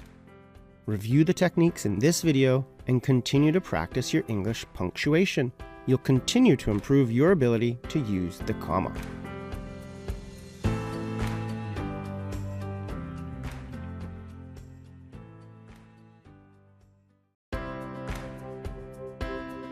You have 3 punctuation marks to end a sentence in English: the period, question mark, and exclamation mark. In this video, you'll see how to use all 3 properly. Let's start with the period. The period is the most common punctuation mark in English. It has many uses, but it's mostly for ending sentences. Here are some examples of periods to end sentences. Notice how the period is followed with 1 space and a capital letter to begin the next sentence. Periods have a few smaller uses other than ending a sentence. They also shorten words to create abbreviations. Common examples include titles like Mr. or Ms. Initials and names also use a period to replace the missing letters. Here are some examples. Some common words are also shortened with periods. Days of the week and the months are other common examples of words abbreviated with periods. Now let's look at how to use question marks. You can use a question mark in English after a direct question. Common examples include yes-no questions with do, does, is, or are. WH words also show you it's a direct question, like these examples. When using question marks, ensure you write a direct question. Sometimes a sentence appears to be a question, but it's not. Statements about questions, doubts, or wonders are not direct questions. None of these examples are questions, so they don't need question marks. When you add a question to the end of a statement, this requires a question mark. These are called tag questions, and all these examples need question marks. For direct questions, use a question mark. For statements, use a period. Let's try a quiz to check the difference between periods and question marks. Do these 5 sentences need a question mark or a period? Let's do the first one together. Where is my jacket? This requires a question mark because it's a direct question. Pause the video now to complete the remaining 4. Do they need a question mark or a period? Ready for the answers? Let's review them together. For number 2, you need a question mark because this is a direct question. For number 3, you need a period because this is a statement. It seems like a question because it's talking about a doubt, but it's a statement. Number 4 needs a question mark because it's asking a question. This is called a tag question, and it's where you add the question at the end of a statement. These require a question mark. The final one needs a question mark because it's a question. Finally, let's look at how to use exclamation marks. Exclamation marks show strong feelings, like in these examples. They're best used in business writing to show positive emotion. Here's a good example of how an exclamation mark can make a positive connection with the reader. If you're writing fiction or quoting people, you'll use exclamation marks more often too. These are some examples of how exclamation marks show emotion in direct speech, either in fiction or journalism. While exclamation marks can help you show emotion in your writing, don't overuse them. After too many, they lose their impact. Ready to check your understanding of periods, question marks, and exclamation marks? Let's finish with 5 more quiz questions. Do these 5 sentences need a period, question mark, or exclamation mark? Let's do the first one together. Would you like to watch a movie tonight? Needs a question mark because it's a direct question. If it needs an answer, it's a question. Pause the video now to try the other 4 sentences. Do they need periods, question marks, or exclamation marks? Ready to see the answers? Let's review them together. I loved your presentation yesterday is a great example of using an exclamation mark to make a positive connection with your reader. The exclamation mark shows the excitement you have because of the person's presentation. Number 3, I don't want to attend the event on Thursday, do you? This is a question, so it needs a question mark. It's called a tag question, and it's when you add a question to the end of a statement. Those types of sentences always need question marks. Number 4 needs a period because it's a statement. Although it's about a question, it's not a direct question. Notice how there's nothing to answer? It's a statement, so it needs a period. Finally, number 5. This one needs a period because it's a statement. If you're writing an email, you wouldn't want to use an exclamation mark because that would appear rude. Exclamation marks are better for positive emotion, not negative emotion. How did you do on the quiz? Do you see when to use a period, question mark, or exclamation mark? Review the tips in this video so you're using ending punctuation correctly. This will have a positive impact on your writing.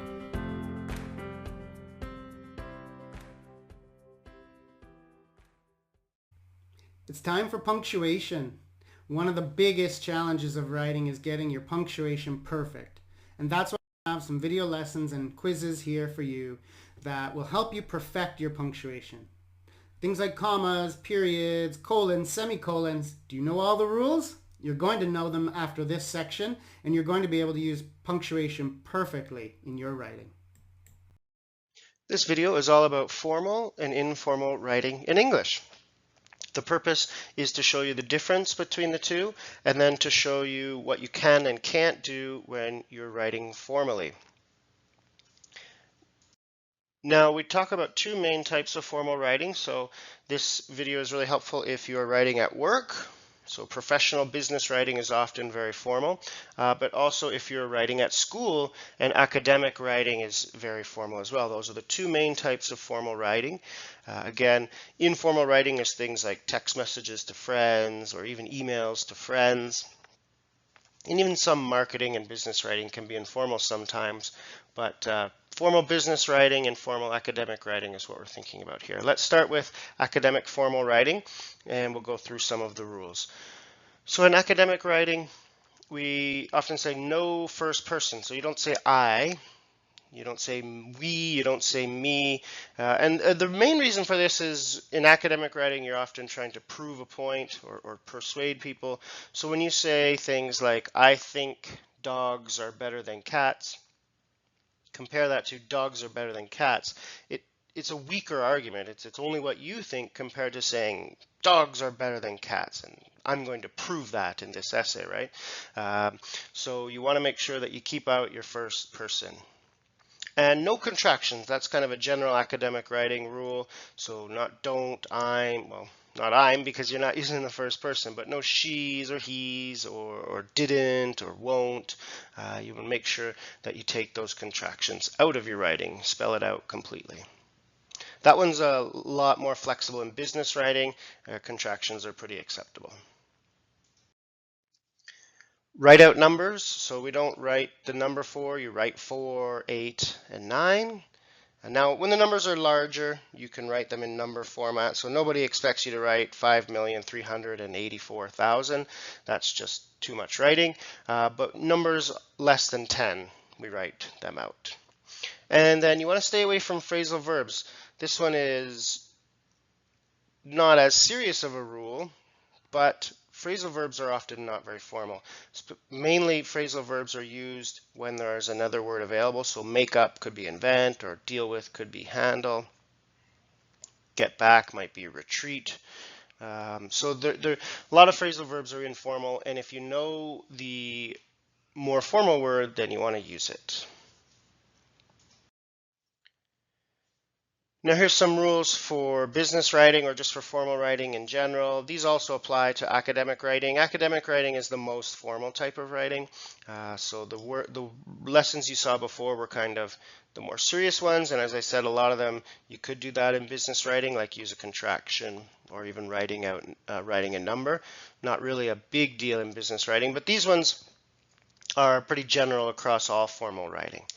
So no slang. Slang words, remember, are kind of words that are only used in conversation. So you might hear them a lot in music, and you might see them a lot in movies and TV, so you're accustomed to these words, but they're not acceptable in formal writing. And idioms as well, and if you've studied a lot of English, you've probably taken an idioms class, or maybe read a book on idioms, or looked online and learned English idioms, and students do that to get better at listening and understanding, because we hear a lot of idioms in music and movies and TV, but in writing we don't use them. So things like give me a hand or think outside the box, we don't use those in writing. In writing, we'll often call those cliches, and all that is an idiom that has been used so many times that it becomes a little bit redundant. So think outside the box is a classic business cliche, where at one point it was an original thing to say. Think outside the box just means to think in different ways or to have a different perspective. But it's a cliche, and we don't want to use that in our writing. And then just in general, no excessive punctuation. So we get into this habit a lot from things like Facebook and Twitter and social media and text messages. It's really common to use emojis and punctuation, 5 exclamation marks. That's not acceptable in formal writing. So never double your punctuation. And in general, you want to keep your vocabulary formal, and this takes time. This is about vocabulary building and understanding your vocabulary a little bit better. So I'll give you some quick ones, but as you get better in vocabulary, you can know which types of words are formal and which aren't. Here's some of the common informal words that we don't put in writing. Just, as in I just need to call her, or just send the email. We don't do that. We would say simply or only. So, as in it's so hot, it's so good, it's so cold. No, that should be very or really. Get is a pretty informal word. So things like, I want to get a job, or I got a raise should be saying I received a raise, right? So get can often be informal, and there are many, many different words that can replace get. Kind of and sort of is also a common one, and a better word there would be somewhat. So we don't say, oh, it's sort of hot today. We would say it's somewhat hot today. So there's more that you can add to this list. These are just four of the most common ones that we see that are mistakes. But make sure as you're learning your vocabulary, as you're building your vocabulary, you're thinking about, is this a formal word or is this an informal word? And that will guide you when you're choosing your words in your writing. So that's formal writing. A few tips there. You can kind of see the difference between academic formal writing, which remember is the most formal type of writing. So if you're a student taking English classes, or if you're studying in English, you want to make sure that you're writing as formal as possible. And if you're at work, you also should be writing pretty formally too, especially when you're writing, say, like a report or something kind of more serious. Sometimes our emails and things to our coworkers are not always formal, and that's fine. But there are formal writing situations at work that you need to think about too. So as you're reading, and as you're even listening to music and movies, you can get an idea of what kind of language is informal, what kind of language is formal. Remember, for the most part, music, movies, TV, a lot of it is informal, right? Informal. So you can't just take that vocabulary and put it into your writing. When you're reading, that's a better chance to kind of get an idea on what type of language you can use in formal writing. So the better understanding that you have of formal and informal writing, the better writer that you will be. Okay, let's work on concise writing in email. I have a sample email here for us. We can go through it and look at some common mistakes people make not writing directly or concisely. So this is a pretty long email. You should notice that right away. And let's go through. So we know, first of all, we want the purpose at the very beginning. We have the greeting. That's perfect. I'm writing to let you know an update about the marketing meeting scheduled for next week. So a lot there, and we still don't know exactly what the update is on the marketing meeting. Please be aware that the meeting has changed from, okay, so all the way down here until we get to the main idea. So I'm writing to let you know. That's something we never want to start our emails with. It's just extra words. Get that out.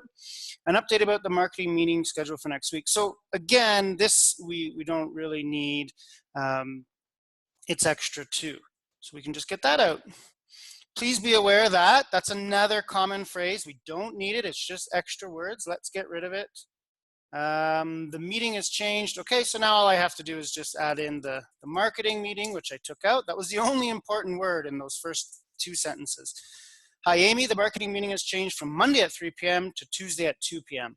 That's clearly the purpose of the email. I can very easily see what it is.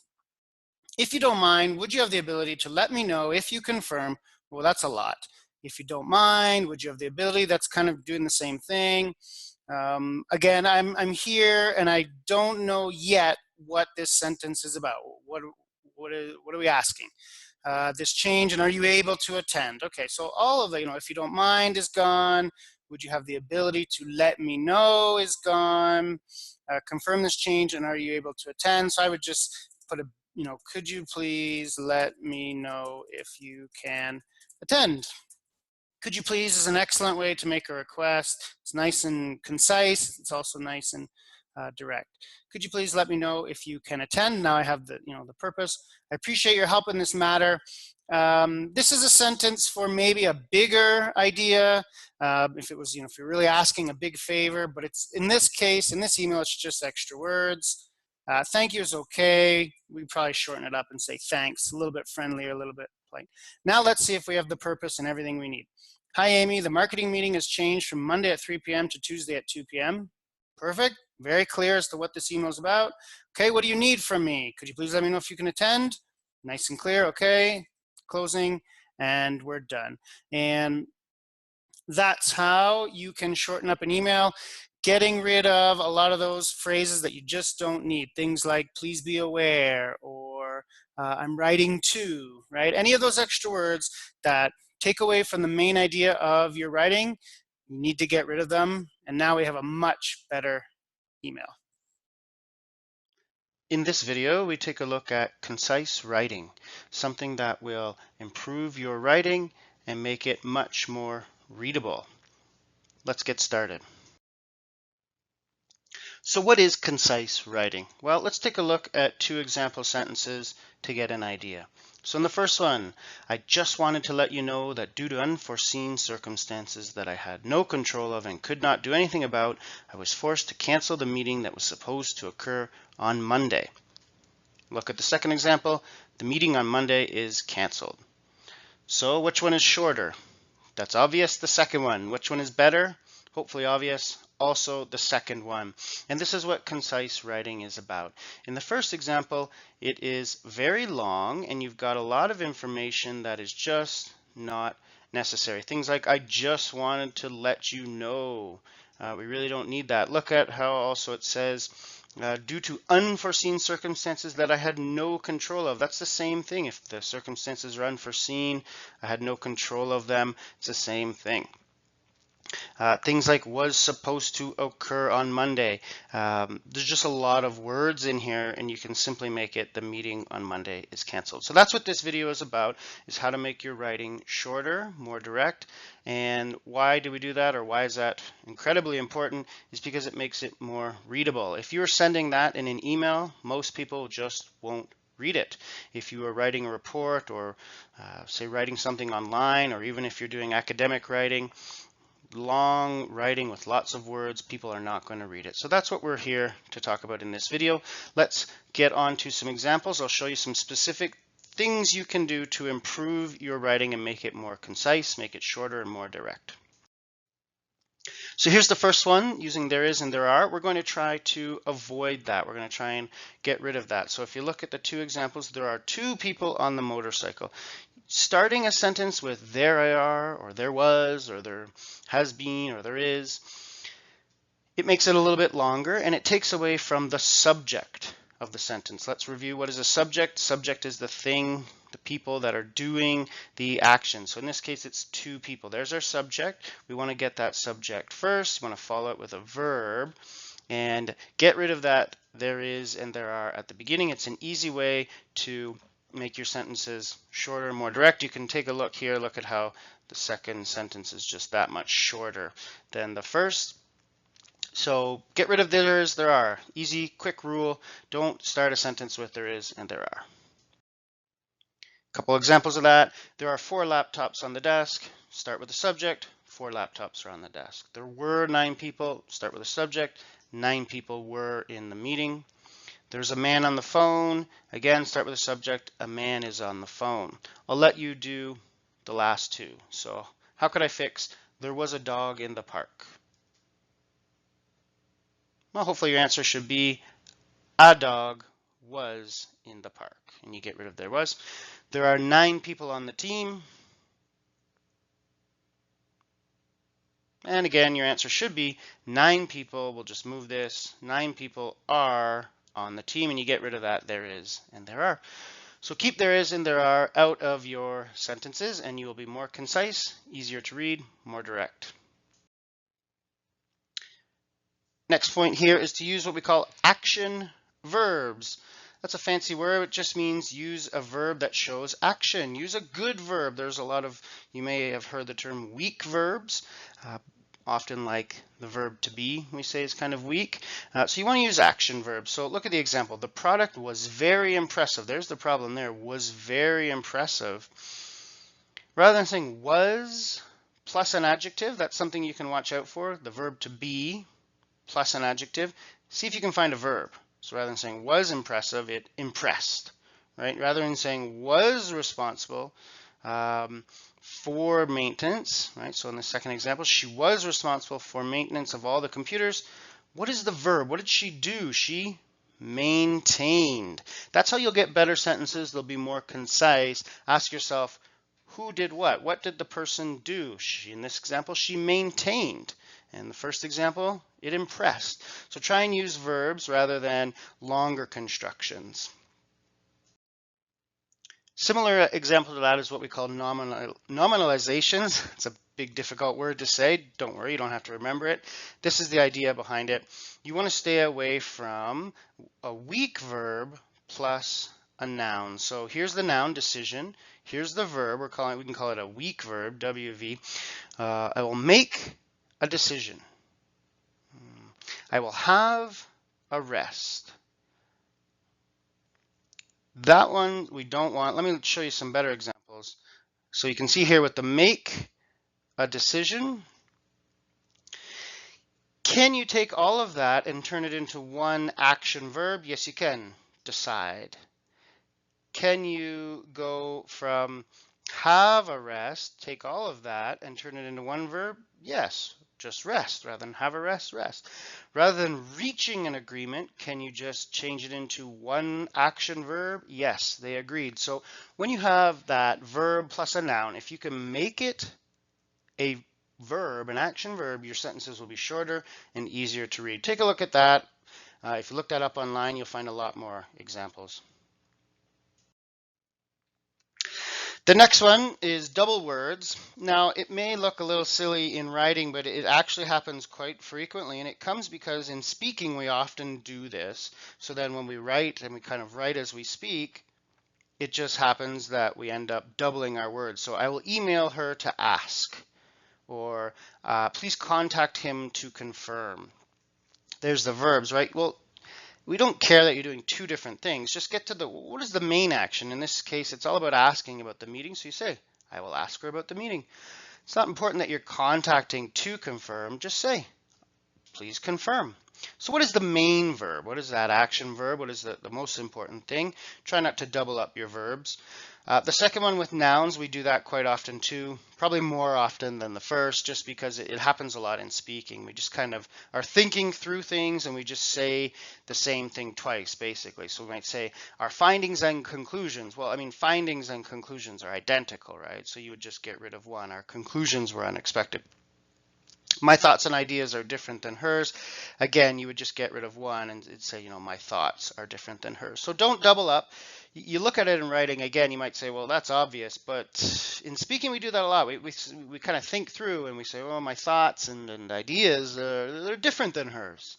And then we write that down and we end up with a sentence that's not very concise. So just always make sure you don't double up words. You don't have the same idea written in the same way. And even if sometimes they seem a little bit similar, like findings and conclusions, you could say they're a little bit different.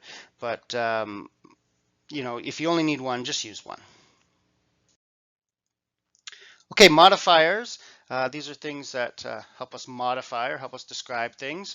So what you want to stay away from is what we call absolute adjectives. Those are things that can't change. Think about like 0 and 100%. So when I say the glass is very empty, empty means it has 0 in it. There's nothing. You can't be very empty or a little bit empty or somewhat empty. So you can't do that. So take that away. It makes it less concise. Completely finished. Again, finished means done, over, nothing left to do. So you can't be completely finished. You're just finished. So if you want to see a better list, take a look for absolute adjectives. And you can learn, and you want to make sure that you're not modifying them. You're not saying completely empty or somewhat empty. Weak adjectives. So in this example, she was very angry. So what you want to do here, if you're using a lot of very, really, you want to try and stay away from those when you can choose a better word. So rather than she was very angry, is there a better word than very angry? Yeah, furious, right? So find a better word. It's more descriptive. It sounds better, especially if you're writing fiction or you're writing descriptive, something descriptive like in business, you're describing a product, right? Instead of saying the product is very good, you would say it's incredible, right? So instead of really hungry, you're starving. So try and find a better word than just using that. Watch out for phrases. Often phrases, this is similar to the doubling the words from before, but they're a little bit different because we kind of have them in our vocabulary and people use them in speaking, and they're just not very concise. Each and every, I mean, that's the same thing, right? So each and every day, I work out each and every day. Well, I work out every day, right? It's absolutely necessary. Again, absolutely and necessary are doing the same thing, so it's necessary. Advance warning is the same thing. It would just be a warning. A contributing factor. Again, if it's a factor, it contributes, right? So take that out. This day and age, again, you're just using what we call a cliche, a phrase that's been used too often, and often those cliches are not very concise. So, this day or nowadays would be better. So watch out. Just because you've heard a phrase many times doesn't mean that it's concise. So be careful for those. Wind-ups. This is common if you're writing letters or emails. We'll often do this. We put this at the beginning of a sentence, and if we review it, we would say, well, you know what? I don't even really need these. And what all they're doing is getting in the way of the subject. We saw before with there is and there are, it's just getting in the way of the subject. Get the subject at the beginning of the sentence, not all of these kind of wind-ups or these little phrases that go first. As discussed, as we talked about, you don't need to say that. Please be advised, please be aware, as in, please be advised the meeting has changed to 4 p.m. Just go right to the point. The meeting has changed, right? For your information, these are just extra words that we write because we're thinking it or because we've seen people write it before. We don't need it. As you may know, I'm writing to, a lot of people do that. I'm writing to let you know the meeting has changed. Just start, the meeting has changed. So these extra phrases at the beginning, you don't need them. Get the subject at the start. Your writing will be much more direct. This is really important if you're writing emails because people do not have time to read long emails. Get that stuff out. Okay, so those are some specific ideas. Let me kind of go through some overall ideas here to help you with your concise writing. So you saw in a few of the different examples, I was saying just get that subject first, not there is or there are first, or not as you may know, or for your information. Just put the subject first. My example was the meeting. The meeting has changed. Put it first, nothing before it. Use action verbs, not a lot of different kind of longer constructions that are complicated. If you're looking at a sentence and you're saying, oh, this seems so long, just ask yourself, well, what is the real action that's happening here? I have 4 verbs in this sentence. What is really happening? So use action verbs. Just cut all the unnecessary words. Get it out. And use specific vocabulary. We saw things like, very angry. Well, furious is much better. So use the best possible words. As you increase your vocabulary, you can get better at that. And concise writing, more than anything, is done with editing. This is probably the best tip of all. You need to edit your work. You need to check it at the end, go through it, and get rid of things. You don't really need to be thinking about concise writing when you're writing your first draft. That's something you do at the end. So you may write, say, an email that is 70 words, and then you go through and you cut it, and all of a sudden it's 30 words. So editing is really the time where you improve your concise writing. Let's finish with some exercises. I've got 10 sentences here that are not very concise, a lot of them with examples we already saw. I'll read the sentence, give you a few seconds to decide what you would do to make it more concise, what you would take out. Number 1, there are 2 people in the office. So we saw this in the first example. We get rid of 2 people and we would say, well, we move our 2 people are in the office. I would like to discuss and talk about the new plan. This is an example of doubling up. Discuss and talk are the same thing, so we could just say, I would like to discuss the new plan.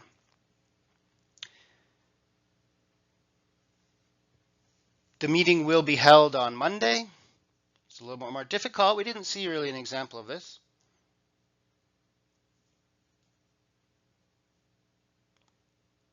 So it's about this part in here. The meeting will be held. How could I change that? Something a little bit shorter, simpler? Why not just say the meeting is on Monday? The meeting is on Monday. Will be held as a kind of longer construction. Number 4, as discussed, we no longer manufacture that product. So you remember from my example, we can just get rid of as discussed. We don't need to say that. It doesn't help. It doesn't do anything. Start with the subject, which is we. It was a very good presentation. So here's the problem. Very good. We could say incredible, wonderful, excellent, outstanding, whatever word we choose. kitchen must be cleaned today. So this is one we did not talk about. It's a little bit more complicated, kind of a bigger idea. I encourage you to look it up. This is using passive voice, must be cleaned. You would read that and say, well, who should clean it? It also is longer. A better way would say, please clean the kitchen today, or you must clean the kitchen today. There's no subject in here. That's a problem. So really watch out for what we call passive voice. We made a decision to cancel the holiday party. This one you can do in two parts. You could say, okay, well, made a decision is a problem. So we would fix that to decided. We decided to cancel the holiday party. And then you would edit it again and you would say, well, wait a minute. Does it really matter that we decided? No. What's most important? The party's canceled. So you just end up with, we canceled the holiday party. That's it. So again, we decided is better than made a decision, but in the end, we canceled is better than anything. The reason she did not complete the project was the weather. This one's more challenging. More challenging, but if you follow that idea of get the subject first, okay, well, let's get this out. So I start with the subject, she did not complete the project, and then I would just change this to because of the weather. She did not complete the project because of the weather. Much shorter. Subject at the start. I know exactly what I'm talking about. I'm not talking about the reason. I'm talking about her. I exercise each and every day. You saw these ones. That was the double up, right? So I exercise every day. And number 10, I'm writing to let you know I can't attend the party. Again, go with the subject. What are you doing? I can't attend the party. You can see there a nice simple sentence. Subject I, the verb can't attend, object the party. Nice and simple. And that's what you're trying to do with concise writing. So overall, concise writing, it is an attitude. It is a shift in the way that you write. And you want to say, I need to cut all of this down. I need to get it shorter. Your readers will be much, much happier if you do that. And again, a lot of that comes from your editing. Don't feel like you need to cut as you're writing. That's not a great idea. When you finish writing, then go back and look at it and start taking things out. This is true for an email, it's true for an academic essay, it's true for a report, it's true for any kind of writing that you're doing. Cut it down, people will really appreciate it.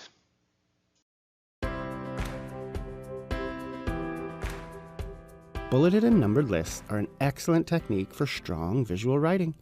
They make information easier to find, which improves organization.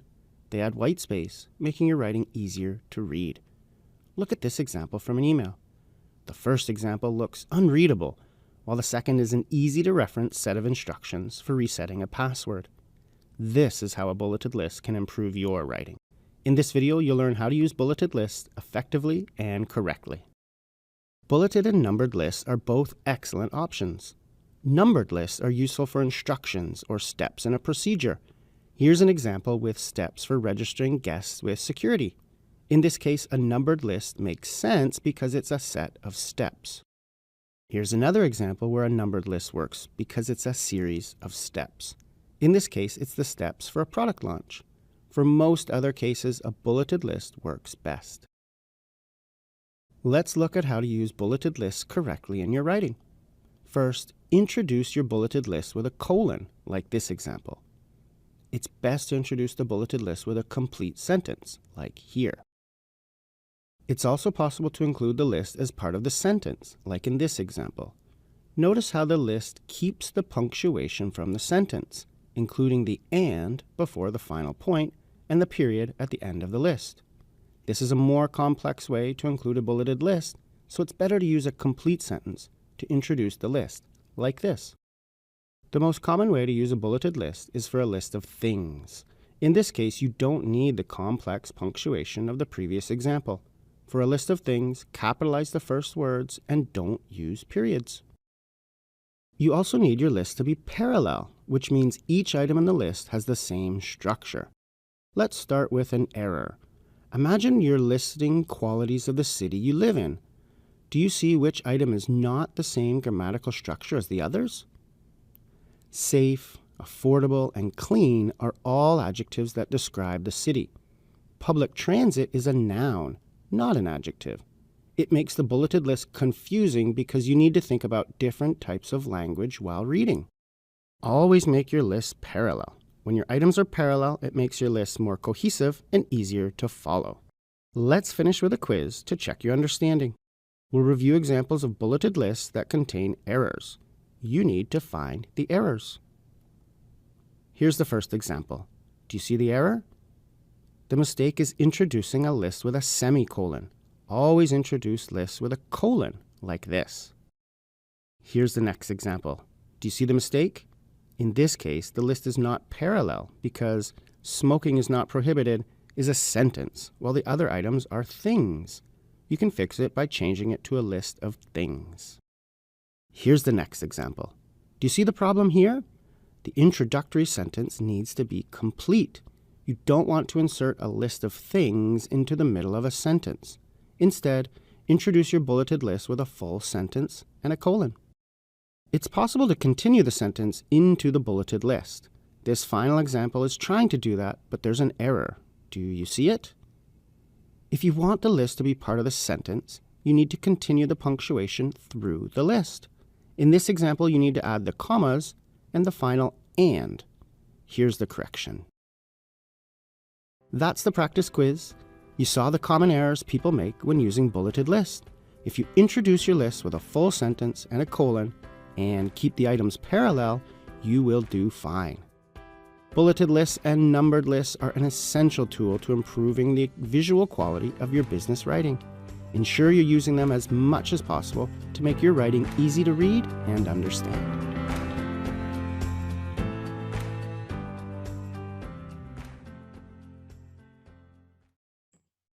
Here's an example of an email that we can improve, and we're going to improve it in the area of visual writing techniques. We want this email to look better.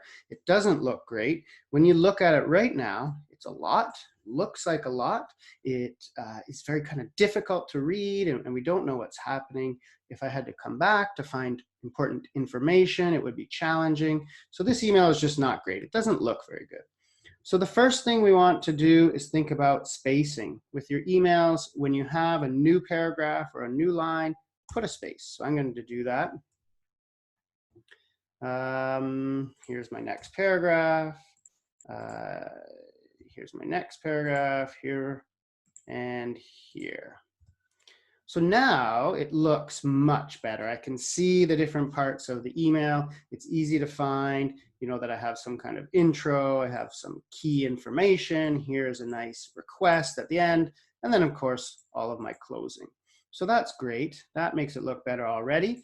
I think we can do another thing, which is look at maybe using a list. Some kind of bulleted list will really make key information stand out. And that's here in the middle. We have a list of things here. Here are some of the events we will have: karaoke contest, swimming at the beach, meeting other members and their families. So this is something we could put in a list if we wanted to. We could simply just do it like this and add a bullet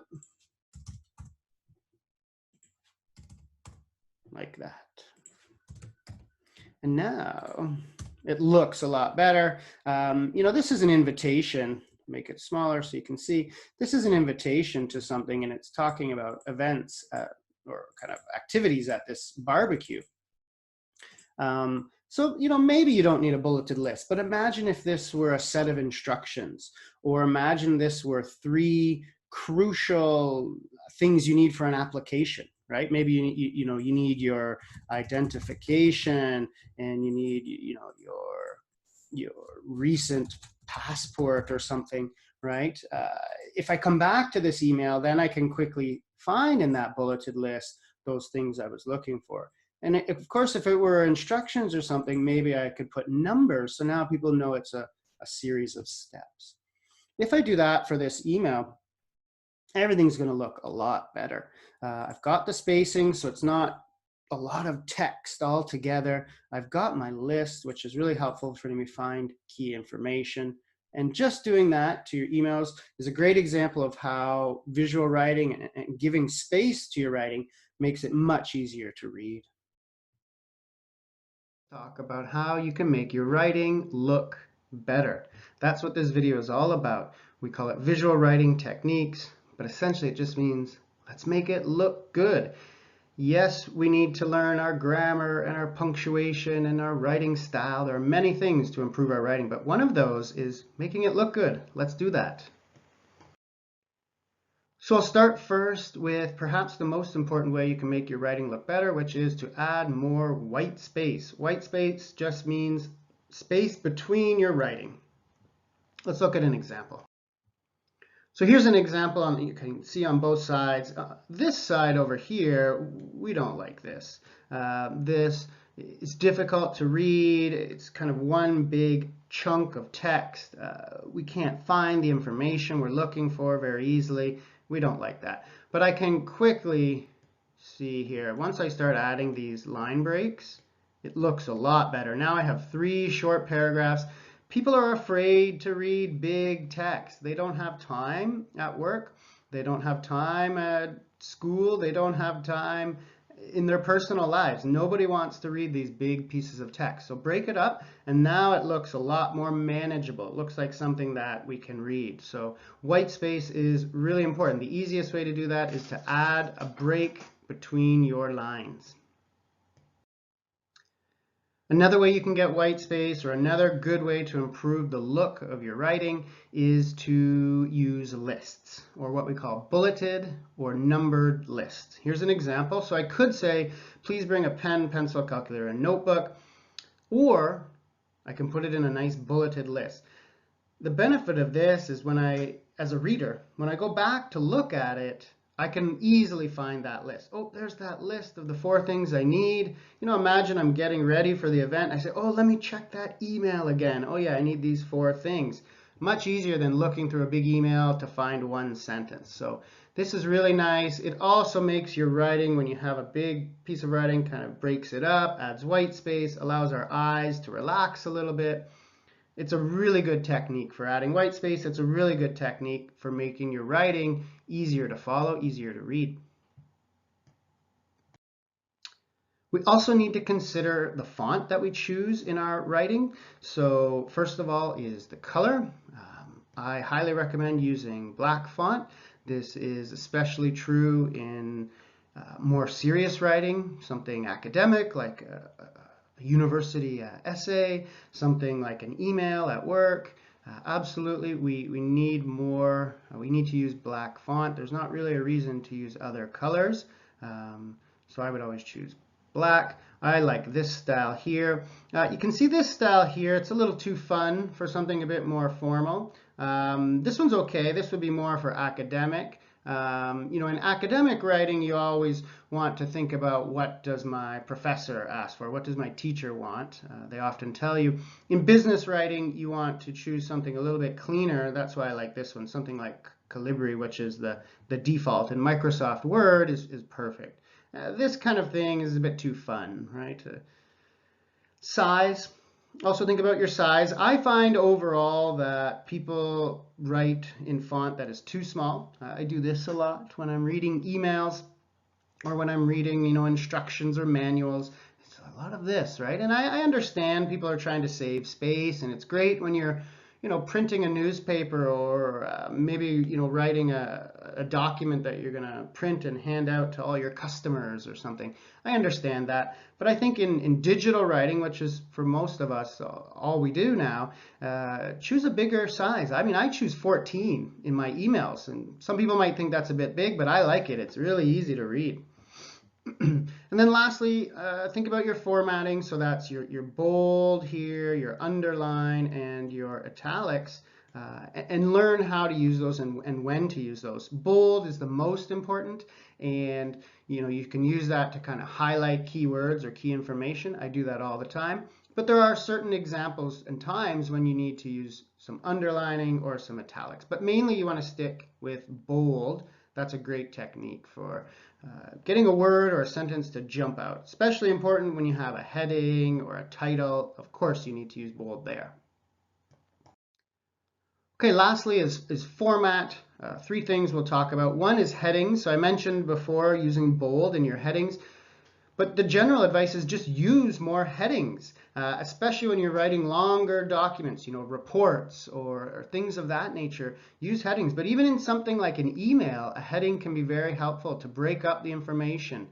We saw when I talked about the white space, I said, people don't have the patience or even really the concentration or the kind of that attention span anymore to read big things of text. So headings will really help too. If you give me 10 pages instructions on something and all I need to do is the last part, I want to see that heading. Oh, here it is here. Here's how I do what I need to do. I don't want to have to go through the whole thing. So headings, make them bold, make them big. They're very helpful. These two are a little bit kind of less important, but still good. Your margins. So, in Microsoft Word, for example, you want to make sure the margins are on the sides. You want to make sure they're equal, not that, your writing is all the way to the right or something. So make sure that's equal. Widows and orphans is a good term when you have multiple pages. It just means don't. So if I have one page and I kind of write a big paragraph, I don't leave one line on the next page. So I have, say, like 11 lines on this page and one line here. We don't like that. And the opposite is true. I don't have one line to start and then 11 lines on the next page. Get that paragraph on the same page. This is especially true when you go back to using headings. So if I have a section with a heading, start it on a new page if you can. Another really good example of this is when you're writing your resume. I see people make the error of, I'm talking about this job that I did, and here I did this, new page, and this and this. It's really hard to get to that next page. You feel like the writing is broken. So try and think about how you space things on the page and move it up or move it down as needed. So that's a little bit about visual writing techniques. The biggest one was to add white space to your writing. We could do that with lists. You can definitely, and you for sure need to do it by adding spaces between your paragraphs and between your lines. That's going to really help the reader. Again, I've been talking about how we don't have patience or attention anymore. We're all digital readers now. We all kind of read things much more quickly. The internet has made us all read things more quickly. So we want that white space or we just won't read it. You know this as a reader when you get that big email, oh, I'm not reading that. Add visual space, add that white space, and it's going to look a lot better. And then, we talked about using lists and then other considerations. The font that you're choosing, is it, again, is it academic? Is it professional for work? Does it make sense? How do I format it? And then how do I move around the text, whether it's the margins or on the pages? If you do all that, your writing is going to be much easier to read. And that's one of the biggest things you can do as a writer is make your writing better for your readers. Think about your readers, and that's what this is all about.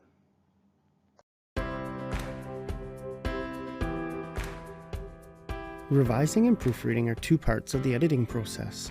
They're both essential if you want to evaluate and improve your writing. In this video, you'll learn to revise and proofread as part of your editing process. Revising is the first step in the editing process.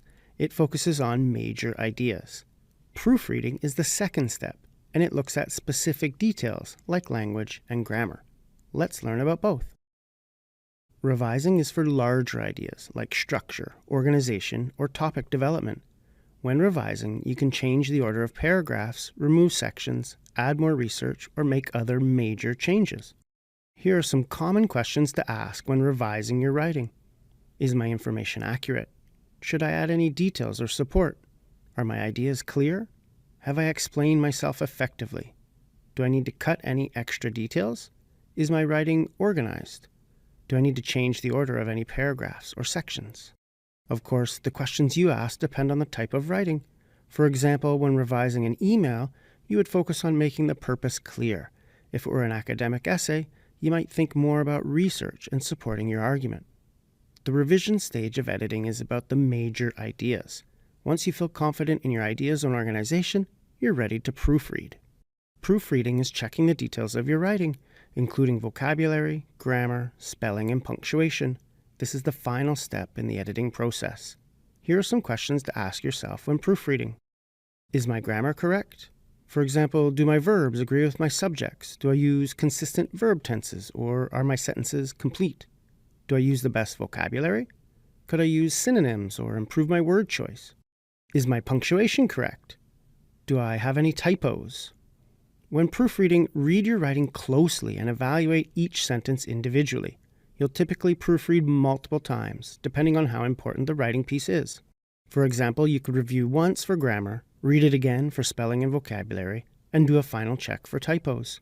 The proofreading stage is the final check to avoid errors, so ensure you do it thoroughly. Now that you know what revising and proofreading are, ensure you use both techniques when editing your writing. They're both valuable in different ways, so don't ignore either step. Always revise major ideas before proofreading specific details, like language and grammar.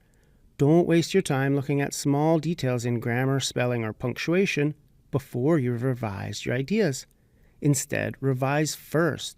Then when you're happy with the product, proofread for small errors. Let's finish with a quiz. The tasks below are either revising or proofreading.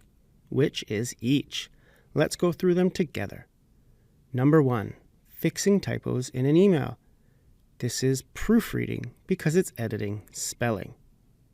Number 2, changing the order of paragraphs in an essay. This is revising because it's focused on large concepts like organization. Number 3 is adding more supporting details to a report. This is revising because it's about major ideas. Anytime you add or remove ideas or sections, that's revising. This is something to do at the start of editing before you proofread. Number 4 is fixing run-on sentences and sentence fragments. This is editing grammar, so it's proofreading. This is a step you would do near the end of your editing. Finally, number 5, cutting less important sentences in a paragraph. This is revising because you're eliminating whole ideas. This is a good example of why you should revise first. You don't want to edit the language in these sentences in detail, only to remove everything later. Revise major ideas first, then worry about grammar and spelling. How did you do on the quiz? Do you see the difference between revising and proofreading?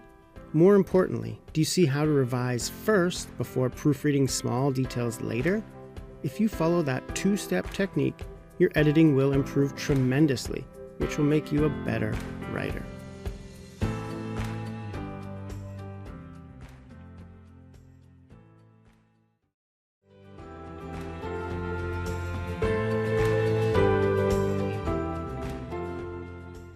Let's take a look at brainstorming. This is an important step in the writing process and something that you can work on and actually build your skills in this area. So we'll look at some strategies and tips for how you can improve your brainstorming. So the question is, where do your ideas come from? You have some writing you need to do. Let's say you need to write an essay or an email, a report, a paragraph, anything at all that you need to write. You need ideas. So where do they come from? Well, they come from many ways, but overall we call that a brainstorm, the way that we generate our ideas. And it's actually not just for writing. Often we brainstorm at work with a team. We need to think of a new idea, or you can brainstorm even with your friends. Hey, where do you want to go for dinner tonight? And you think about different ideas. But we're going to focus in on some strategies for generating ideas when you're planning your writing. One way to generate ideas is from something called a mind map. This is a visual representation of your ideas.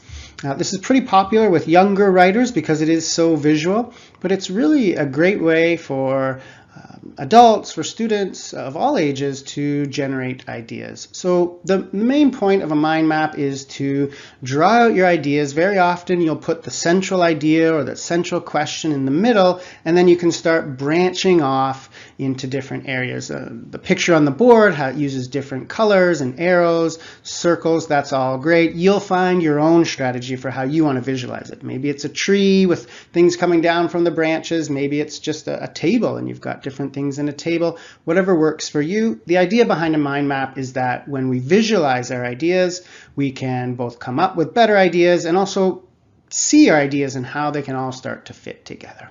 Another strategy is what's called free writing. So this is just writing as fast as you can, just getting your ideas out. Don't worry about anything like grammar or spelling or even good ideas at all. You're just writing. So, it's a little different than a rough draft because you don't have your ideas yet. You're just looking for ideas. You're hoping for ideas.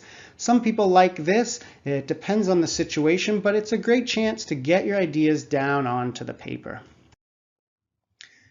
And then you can ask yourself, what resources do you have to brainstorm? Perhaps you're working in a team and you can ask each other.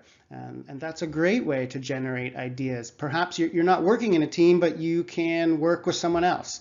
If you're a student, for example, and you're planning an assignment, maybe you can help your classmate plan their assignment and she will help you. And that's a great way to use people as a resource. Of course, you can also use the internet and you can use books and your library and everything else that you have at your disposal to start thinking about ideas. So it's not just that you have to generate these ideas all alone. Get help from other people. Use the resources around you. And finally, the key idea for brainstorming, which is there are no bad ideas in a brainstorm. That is the whole purpose of brainstorming, is to get all the ideas out. The good ones, the bad ones, the great ones, the awful ones.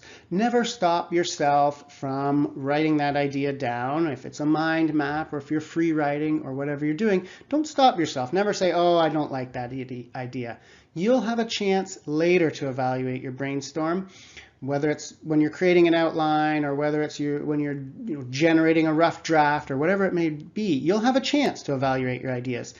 This point is not the time to consider good and bad ideas. It's to get all your ideas out. You've got to get it on paper. You've got to get it down. So then you can evaluate which ones you want to use. So remember, there are no bad ideas in a brainstorm.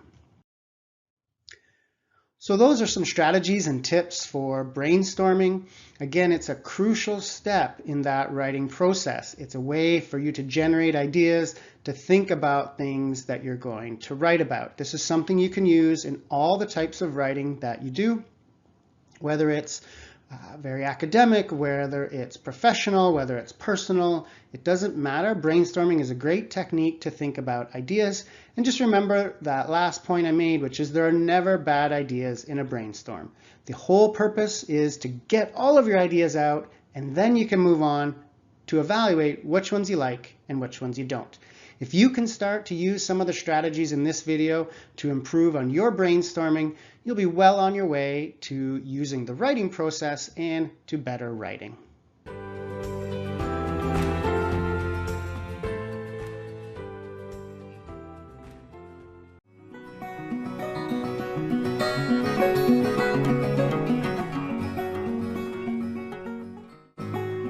Let's look at how to plan your writing.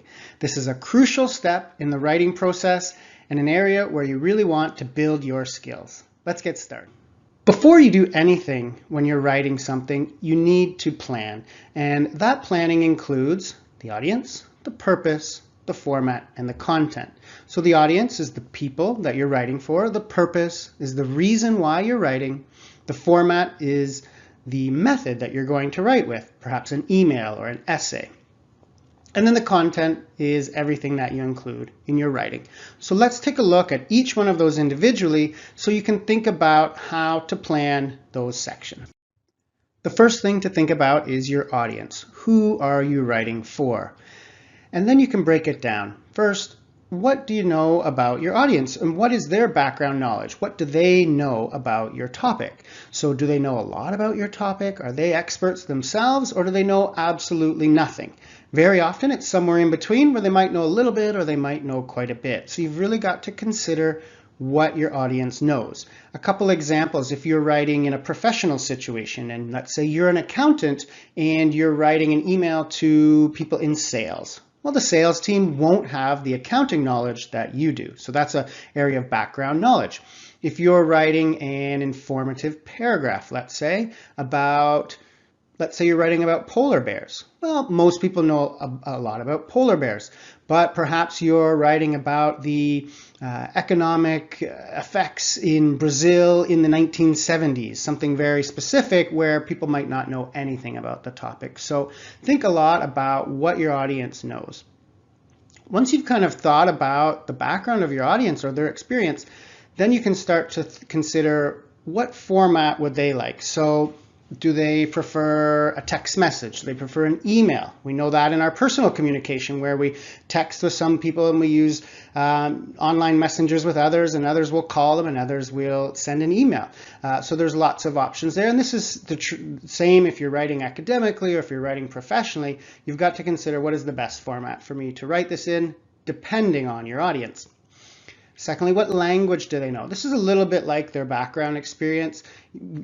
How much do they know about the topic, but more importantly, what language do they know? So I gave the example of if you're an accountant and you're writing to a sales team, well, they might not know all that accounting language that you know. This could be the same about informal language or slang or very formal language or very academic language. There's lots of different types of language we can use. So what does your audience know? What are they comfortable with? And then finally, what is your audience's goals? What do they want to get from this? Or you could ask the question, why are they reading this? And that really gets to the next point, which is the purpose. So you want to consider what is your purpose for writing. You should always have a purpose. If you don't, then don't write. But you can have many types of purposes. So one common one is that you're going to teach or you're going to inform. Think about when you're reading on Wikipedia or when you're reading an article on the internet, you're looking for information. So that purpose is to inform. We know that there's persuasive writing where it could be an essay or in a business situation, it could be an email trying to get the team to take a decision that you like. So you can persuade and you can inform, you can teach, you can explain, you can show your research. There are many reasons why you would write. You've really got to think about, why am I writing this? And that will help you plan and really consider your ideas as you continue in that planning process. Next, we have the format. So we talked a bit about the audience and what format they prefer, but generally speaking for format, you need to think about what is the best way for me to write this. So it's great if you decide that your friend likes a text message, but sometimes it's the topic. So for example, if you are writing a news report or a news article, you're not going to put it in the format of an email. If you're trying to write some kind of literary analysis, say you're writing in an academic situation, you're not going to put that in the format of a news article. So the topic very often will determine what is the best format, and very often, whether it's an assignment or in an academic situation or in a work situation, you will have that format predetermined. So again, if it's academic and your teacher says write an essay, the format is essay. If you're at work and your boss says write a report, then you write a report. So sometimes you don't get to decide that format, and very often the topic determines that format. And as we looked at before, you've got to think about what type of format the audience would prefer. So finally, we have content. And as you're starting to plan, most importantly, you've gone through the audience, the purpose, and the format. But at the end, you want to think a little bit about what content will I include. And very often the question to ask is, how much content will you include? So if you are writing, again, the example of a news article, how much are you going to include? Are you going to give all the background information, only the key details? You know, if you're writing an email, are you going to have an attachment? Are you going to have a list of information? Or are you going to save that for later? So you've always got decisions on how much to include. Overall, you want to try and keep that content small. You don't want to be giving too much content, especially when you're teaching, especially when you're instructing or informing, because people can only take in so much information. So you don't want too much there, and you really want to keep your writing concise. But this is an important part about planning, is to think about what content will you include. So that's planning your writing. We looked at audience, thought about their background, their experience, and what that means for your purpose and your format, and which of those your audience would prefer. We looked at purpose, where we said you always need to have a purpose for writing. You should always ask yourself, why am I writing this? We looked at format, thought about what is the best format for the topic, what is the best format for your audience, and of course sometimes you have a required format, maybe from your boss or from your teacher. And then finally we thought about content, and you want to consider which of your content you're going to include. What information does your audience need to know? If you can plan and consider all four of those things, you're going to be much better prepared when you actually start to brainstorm your ideas or create outlines or start collecting research. Again, this is something you want to do at the very beginning of the writing process. And this is a great first step to get you on the right track to successful writing.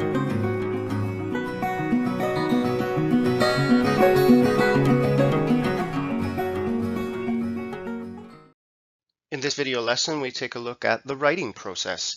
It is very important to have a process if you plan to be a great writer. We'll take a look at what the steps of the process are and look at each of those steps. So what are the steps? Well, there's three main steps to the writing process, and you need to use those if you want to be a good writer. Many people skip these steps. They just start writing, and often that's because they say, I don't have time. There's just no time to do all of this. But actually, when you follow these three steps, you will save time, especially in that second step, writing. Most people only do second step, writing, but it takes them a long time. But if you take a little time to plan and a little time to edit, you'll have a better product and it will actually save you time. So those are the three steps: planning, writing, and editing, and we'll take a look at all three of them. So the first is planning. I'll show you a few things that you can do to be better prepared before you write. So the first thing is just plan. And that's really a lot of thinking. So thinking about your audience, your purpose, your format, and your content. So your audience is the people. Who are you writing for? And depending on their knowledge, their background, what they're expecting, what they want, that will change the way that you write. The purpose is why you're writing, and you should always be focused on the purpose. This is perhaps the most important one. So keep yourself focused on that purpose. Don't get off track. And if you think about it before, then you will be much more focused. The format is what it should look like. So if you're in school and you're writing an essay or a book report, or if you're at work, you're writing an email or a report or a marketing document, you'll have a different format. So just make sure you understand that format before you begin writing. And then generally your content, and this is things like doing research or collecting data or getting information, and you want to do all that before you get started with your writing. Another big part of planning is brainstorming. So this is just thinking out your ideas. There are many ways to do this. The picture on the board is a common way. It's kind of a visual or a mind map where you kind of connect all of your different ideas together. But you can do this in any way that you want. Some people just like writing their ideas. That's often called free writing.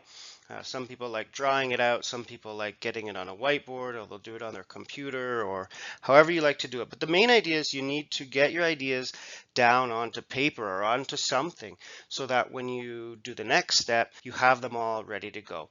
The most important step here is don't reject any ideas. The purpose of a brainstorm is to think of all the possible ideas, even the really bad ones, because in the middle of the really bad ones and the good ones, you'll find some great ones. So make sure you get everything down. Don't worry if it's good or bad. You'll do that in the next step. And that next step is the outline. So this goes back to when we were planning and thinking about the structure or the format. Depending on what you're writing, you need to start putting that into an outline. So the example on the board is for an academic essay where you've got 3 paragraphs and 2 points within each. But this could be a business report or an email or really anything. So take those ideas from the brainstorm, and the step is to choose what works, what you like in the brainstorm, get rid of everything you don't, connect the ideas together, organize them into groups, and then put them into the format that you need. And that creates an outline. Here's a sample, again, from an academic essay. So you've got your main idea at the top: students should have part-time jobs, and then you've got it broken down into 3 sections. One is time management, one is money management, and one is life skills. So That's how you would organize in this example an essay, but again, you want to use an outline for any kind of major writing that you're doing. You may not always use it if you're writing a short email. It doesn't necessarily make sense to use an outline, but for any major writing, it's important. Whether it's academic or business writing, you do want to use an outline. It keeps you organized, and then when you get to your next step, writing, you'll be able to just quickly look at your outline and write, and you won't have to think as you write. And that's kind of the whole purpose of the planning section, so that when you're writing, you are only writing. You're not thinking anymore. You're just focused on your writing. As we move into the next step, that really is the main idea, is that when you're writing, all you want to do is write. Don't worry about anything else. Don't worry about your planning. That's already finished. And don't worry about your editing. You will do that next. Just focus on writing. I like this quote, write quickly so fear can't catch you. And what that means is that when you are writing, just write. Don't worry about your grammar mistakes. Don't worry about your spelling mistakes. Don't worry about any kind of mistakes. Just write as fast as you possibly can. Why do we do that? Well, what you're trying to do is separate your writing from your editing. We kind of have two parts to our brain. One of us is that kind of creative, get it done, let's write, let's go. And the other part of our brain is saying, oh, that's awful. Oh, I don't like that. Oh, that's wrong. When you mix those together, you take a long time to write. So I challenge you the next time you're writing to not make any corrections until you're finished writing everything. That will be very difficult for some people. I remember it was difficult for me when I started. I would write a sentence and then I would fix it, and then write another sentence and then fix it. And what I found was it was taking forever. And once I started to just write and then fix later, I got a lot faster, and actually my ideas were better. So just write. That's the key point to step number 2. And that third step is editing, and by that we mean fixing or checking or revising. There's lots of words, but the key here is you want to leave it to the end. And we talked about with the writing section, just write. Now it's time to edit. Now it's time to fix. So we'll show you a couple tips here on how you can be a better editor. So one is to find separation, whether it's time or space. So what that means is especially with time, give yourself time later to edit. As we say, let it sit, let it wait. So if I write in the morning, I can edit in the afternoon. Some people who write big novels will write and then wait for 6 months or a year. Now, we obviously aren't writing novels and we don't have time to wait like that, but we can wait a few hours or even a day. So if it's a major assignment or a project at work or something for school, you could do it on a Monday, check it on a Wednesday, check it again on a Thursday. But even if it's an important email at work, write it in the morning, wait 2 hours, check it again, and send it. Why do we do that? It gives it time to think. You get that time to kind of to think about it and to let the ideas sit, and you'll find you're more separated and you get a better look at it. You got a better focus on it. Read out loud. This is one of the best things you can do when you're editing. So by that we mean read aloud or read out loud. You have to actually say it. What that does is it gives you a chance to hear your mistakes, not just to see them with your eyes. But when you're speaking out your reading, when you're saying your reading, you can actually hear your mistakes, and you have a much better chance of hearing your errors and finding them. And then know yourself just means edit for your common errors. So know what you need to edit for. Is it grammar, perhaps, verb tenses or articles or something like that? Is it your organization? You find that you're never organized very well and you need to focus on that. Maybe you have spelling issues that you need to look for. So know what you commonly make mistakes on and look out for that. If you're in school, that should be easy because you're getting feedback from a teacher and you know to look out for those things. But if you're at work, or in your personal life in your writing, get an idea of where you're making mistakes, and when you're editing, watch for that specifically. And then finally in editing, a good tip is to get help. So get somebody to help you, a coworker, a classmate, a friend, family member. Get somebody to read your work and help you. That other opinion is going to dramatically help and improve your writing. But also get help from things like spell checker. There's now programs and apps on the internet where you can use to get more detailed spell checking and grammar checking. So use all the resources that you can. So that's the writing process. Again, it's planning, writing, and editing. If there's one thing to take away from this video, it's that you have to do them to be a great writer. You can't just write. And again, I know many people say, I don't have time, I'm at work, I'm very busy, or I'm at school and I have many projects. But if you do this properly, you will save yourself time and you will get a better product. Again, planning and editing doesn't have to be a long time. Writing will always be the majority of your time, but take time to plan, take time to edit. If you do all three of these steps, you can be a great writer.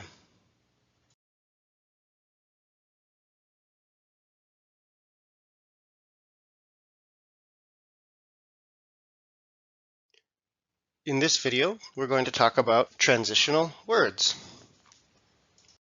So what are transitions or transitional words? Well, they're words that we use in between sentences in our writing to help us go from one idea to another. So why would we use them?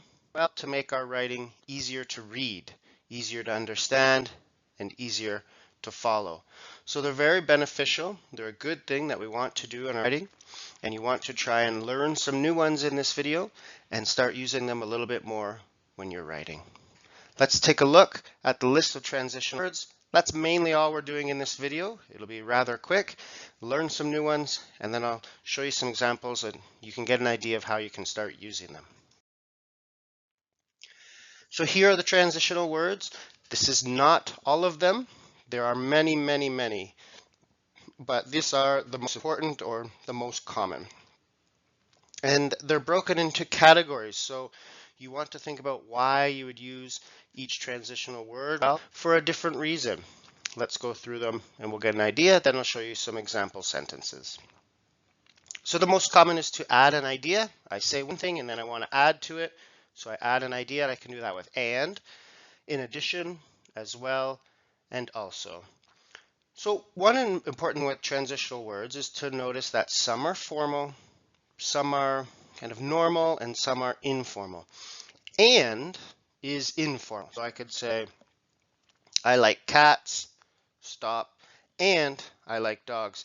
Now that would be informal. Actually, in some academic writing or in some schools, teachers will tell you, you should not start a sentence with and.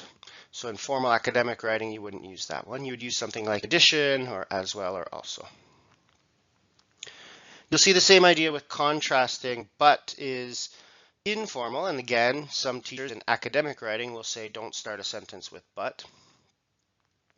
You should use however. However is a very common transitional word, and that's when you're contrasting. So you are giving a different idea. So you might say, I like cats. However, I do not have a cat. That's a different idea. It's an opposite idea. Cause and effect is also very important. The most common one there is therefore. Therefore. So you could say something like, I do not like cats. Therefore, I do not have a cat. That would make sense, right? The reason you don't have a cat, why? Because you don't like cats. Therefore, in some ways, is the opposite of because. Comparison, so comparing ideas, likewise, similarly. So again, you could say, I like cats. Likewise, I like dogs. I'm comparing two similar ideas, that I like cats and I like dogs. And conclusion is in conclusion. You'll see this often in paragraphs at the end of, say, an essay or a report or something like that. And then, for example, very, very common. You could say something like, I like Italian food. For example, I like pizza, lasagna, and pasta. That would be a common one. So again, these are the most common. You will find more. You'll find some that are more formal, ones like moreover and furthermore.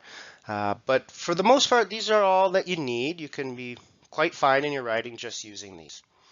Let's take a look at some example sentences so we get a better idea how to use them. So here you can see the examples written out. I'll just read through and talk a little bit about why you would do that. So I love traveling and meeting new people.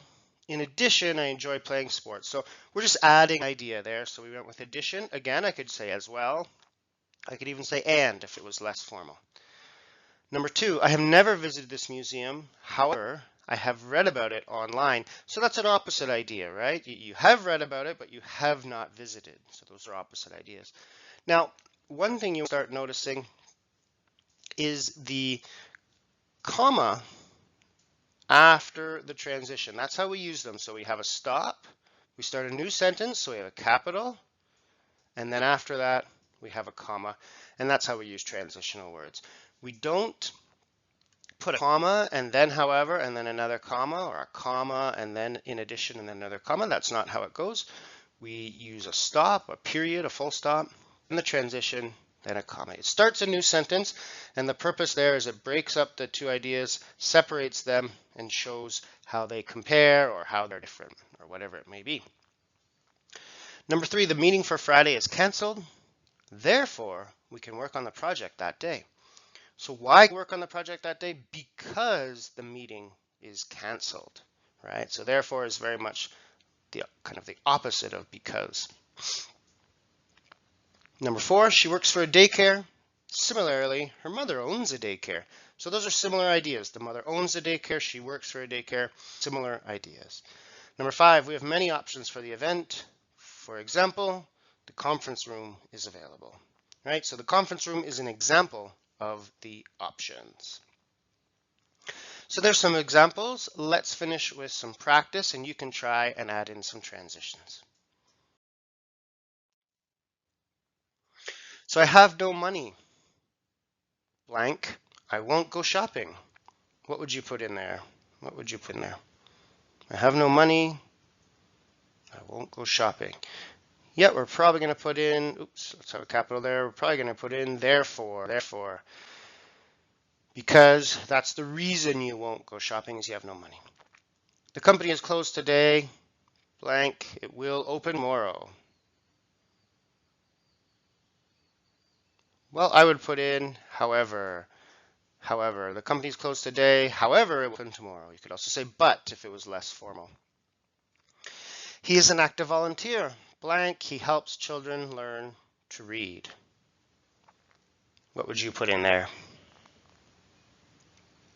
Probably a few options. I would say, for example, I would say that helping children learn to read is an example of his volunteer actions. So you could probably say something like, in addition, if you thought the volunteering and the helping the children were two different things. Number 4, they often cook Italian food. Blank. Love making pizza. And again, I would put, for example, there. I think making the pizza is an example of cooking the Italian food. Number 5, my brother works in healthcare. Blank. My sister works as a nurse. What would you put in there? I would go with likewise. I would go with likewise or similarly. Because I think that they're very similar. You're comparing kind of two similar ideas. So similarly or likewise.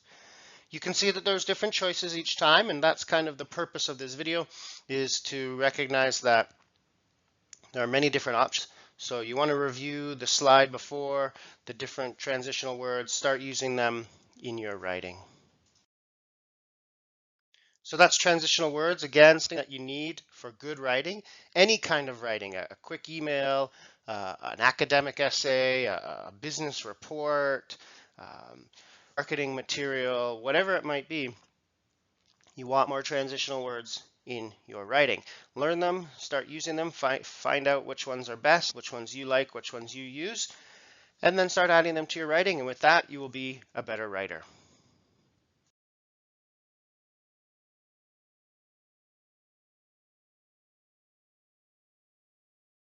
In this English writing video, we take a look at sentence fragments.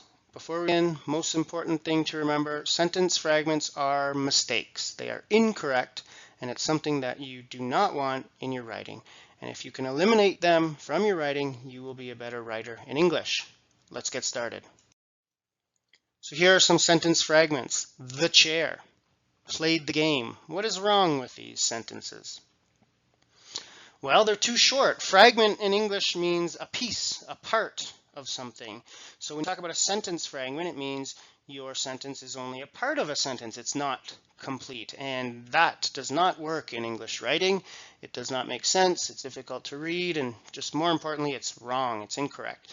So when you think about the chair, that one should be easy, right? I mean, it's just a chair. What is it doing? There's no action. And then played the game. Who played the game? We don't know. There's no subject. And if you think about the first one, no action, and you think about the second one, no subject, well, that gets you to what is a complete sentence. It has a subject and a verb. Every sentence in English needs a subject and a verb. A subject is the thing that does the action. The action is the action. I run. That is a full sentence. Subject, I run, verb or action. So it has to have a noun and a verb. A noun and a verb, a subject and a verb, or a subject and an action. Whatever words you want to use, that's all you need to make it complete. So the chair is only a subject, and played the game is only an action. They're both wrong, they're both incorrect. Let's look at some more complicated examples. So one common mistake is a long subject. It seems like a sentence, but it's not. Let's take a look. The city that was located in the middle of the desert.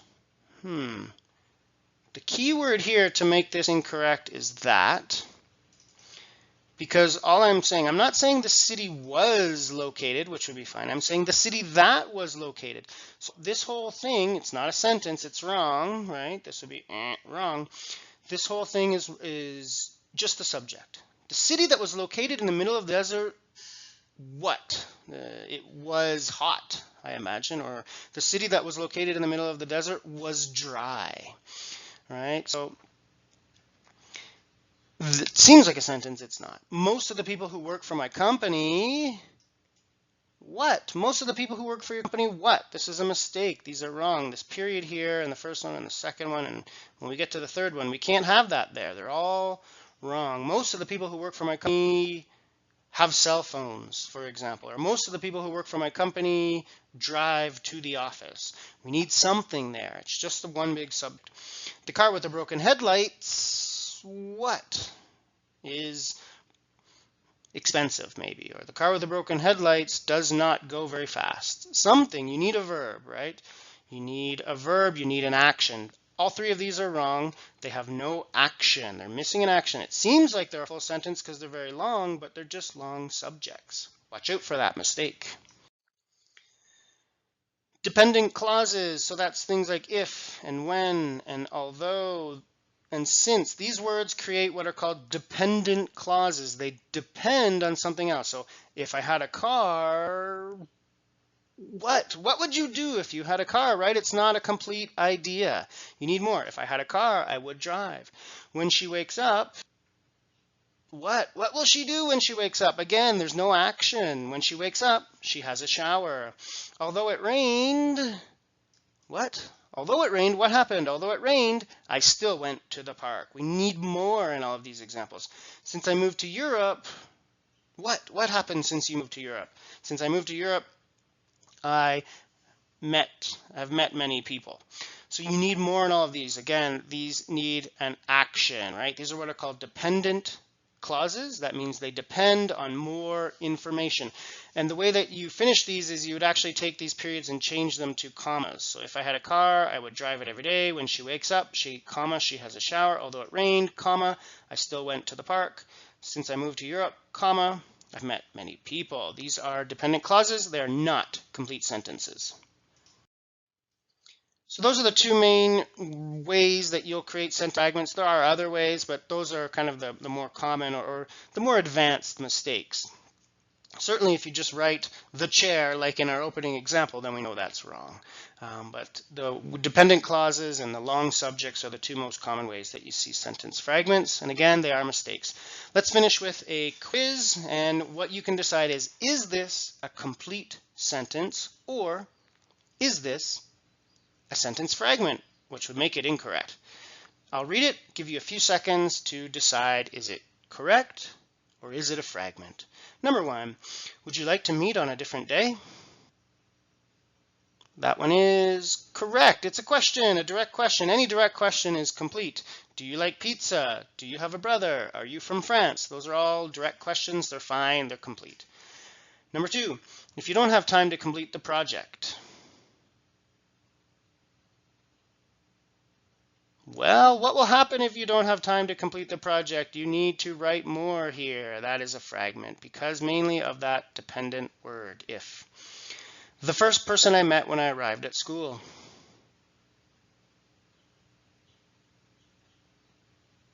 Who was the first person you met when you arrived at school? We don't even know. This is just a long subject.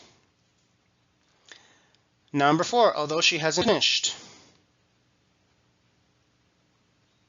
Hopefully you're starting to get the pattern here, recognizing that dependent word. Although she hasn't finished, what? What would happen? I would put a comma in there and I'd write more. Although she hasn't finished, she is almost done. Number 5, the dog ran. Well, if you've done enough English tests, you know I'm trying to trick you with a short sentence and you'll say, oh, it's not complete, but of course it is. We have a subject, we have a verb, it is complete, it's perfectly fine. The dog ran, subject and verb. Taking more time than you need to complete the dishes. This one is wrong. Be careful, there's no verb here. Taking more time is the subject. This is all just one big subject. Taking more time than you need to complete the dishes is a problem. Is something. Working at night is more challenging. This one's fine, it's perfect. So like in the first one, working at night is my subject, right? That's what I'm talking about. I'm talking about working at night. But you can see here, now I have the verb, is, right? In the number 6, I didn't have a verb. I just had an idea, taking more time. In the second one, I have that is, so that's correct. Let's meet next Monday.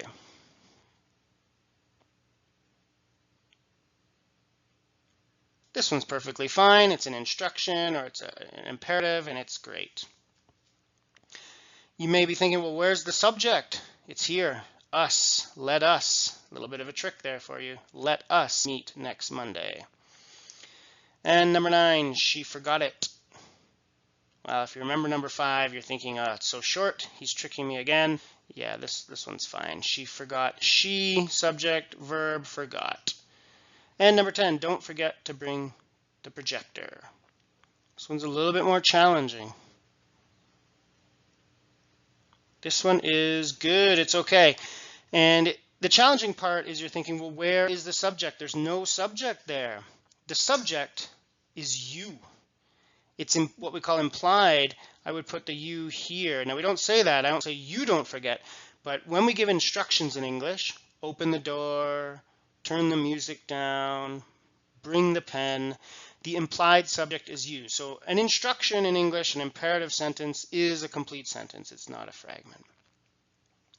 So there we go. There's some good examples of what are fragments and what are not. Remember, even if the sentence is short, like number 5, it's okay. If there's a subject and a verb, it's complete. Even if the sentence is long, like number 6, if there's no verb, if there's no action, it's incomplete. So that's all it comes down to with sentence fragments is you need fragments. You need a subject and a verb, a thing, doing, an action. If you have that, then you have a complete sentence. That's sentence fragments. Try and find a little bit more practice. Watch out for it in your writing. And remember, you always need a subject and a verb. That's what makes an English sentence. And if you can do that, you have great sentences in English. And with great sentences comes great writing.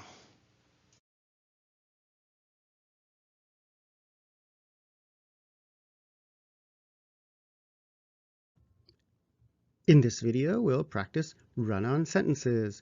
You'll have a chance to review what run-on sentences are quickly, and then we'll look at lots of practice activities. Let's get started so you can review your skills. A quick review of run-on sentences. A run-on sentence is a sentence that is too long. Those first 2 examples are both incorrect. They're both wrong. I have a cat, the cat is black.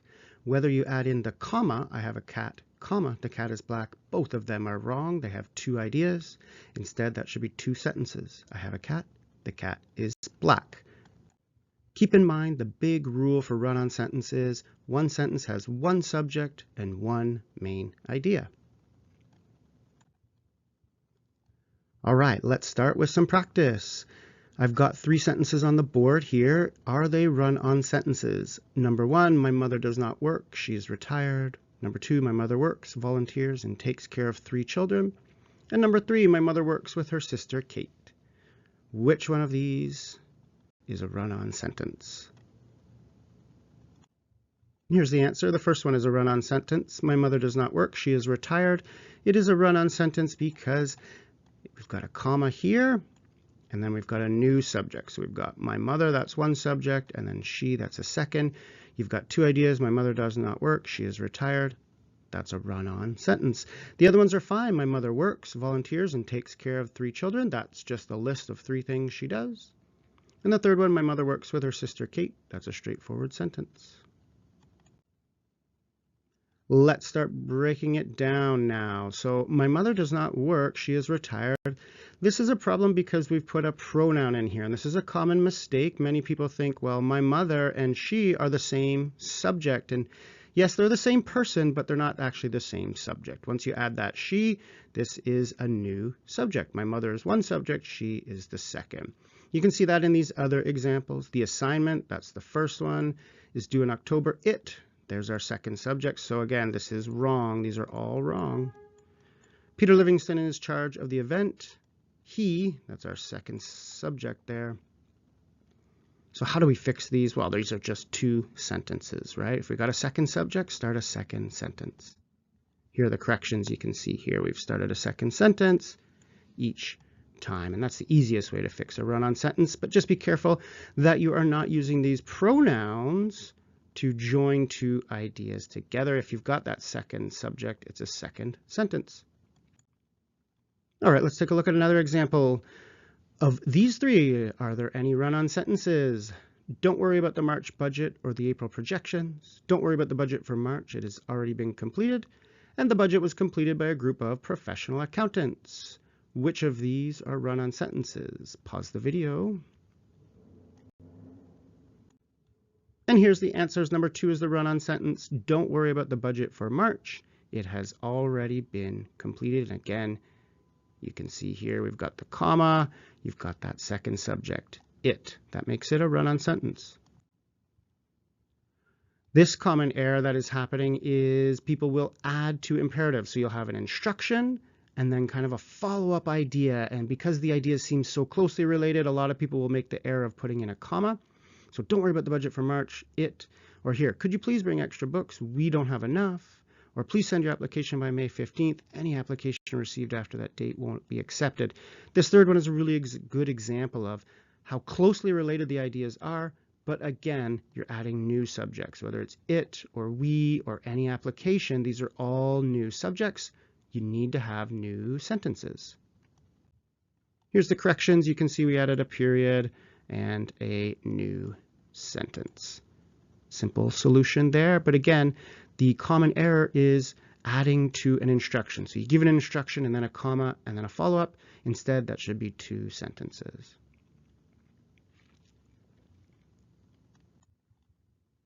All right, another test. Which of these are run-on sentences? Vivian would love to attend the training meeting, but she doesn't have time. Vivian will attend the meeting and she hopes to have the chance to ask questions. Vivian attended the meeting and created a summary report for her team. Pause the video and think about which of these are run-on sentences. The first one is a run-on sentence. The second and third are fine. Let's look at those first. Vivian will attend the meeting, comma, and that's perfect. Vivian attended the meeting and created. So in this one, she's done one thing and done 2. But number 1 and number 2 are kind of similar. So let's take a look at why number 1 is wrong. Vivian would love to attend the training meeting, but she doesn't have time. The only thing missing here is a comma. So what you can do is you can put that comma and then what we call a coordinating conjunction. This is words like and, but, and so. So comma, but she doesn't have time. And that's a way that you can join 2 ideas. Here's one idea. Vivian would love to attend the training meeting. The second idea, she doesn't have time. We know we can't just join those together. We could make 2 sentences. That would be perfectly fine. But another great way to do it is comma, coordinating conjunction, but. And that's why number 2 is correct. Vivian will attend the meeting. That's one idea. She hopes she has the chance to ask questions. That's a second, but this is correct because we've got the comma here and we got that coordinating conjunction, so that's perfect. Number 1 and number 2 now are both correct with the comma and the coordinating conjunction.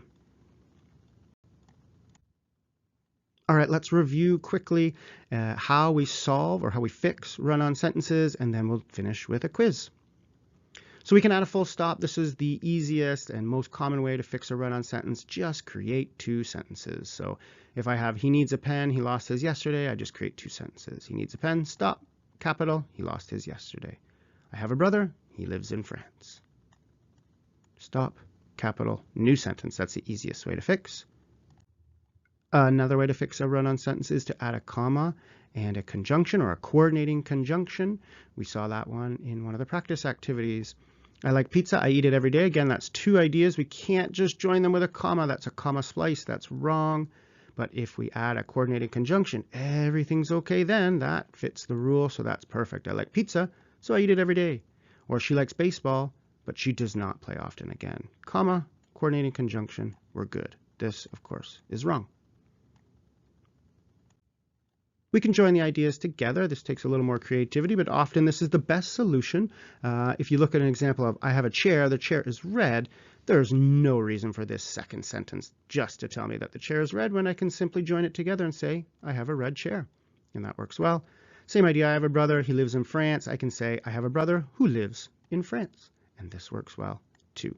So there's often ways that you can join the 2 ideas just into one simple idea that makes one correct sentence. Let's finish with a quiz. We've got 10 to go through here on 2 slides. Let's start with the first 5. In this quiz, these are run-on sentences, or they could be completely correct.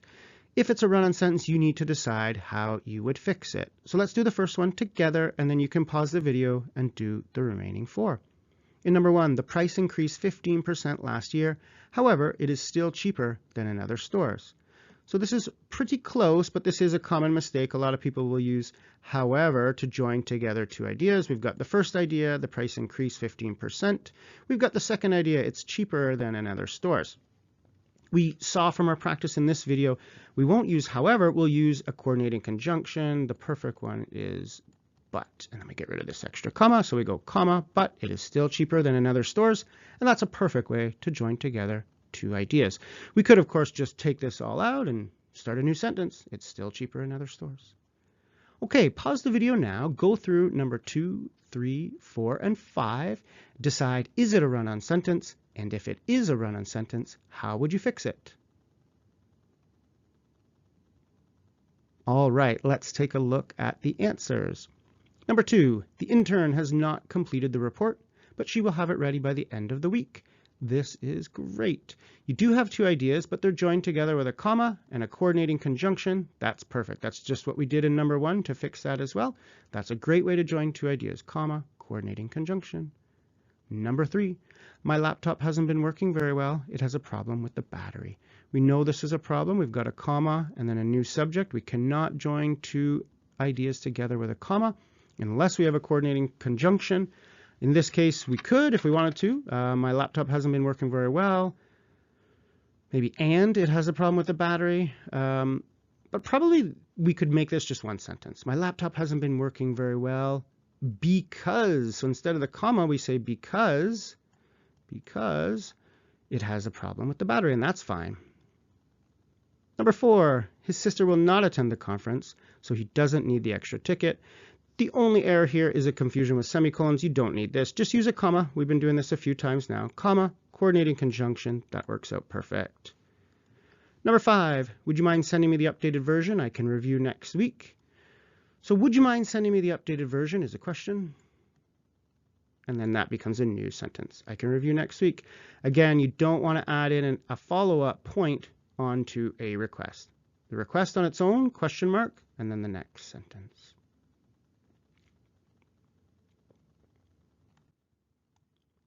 We've got the final 5 here.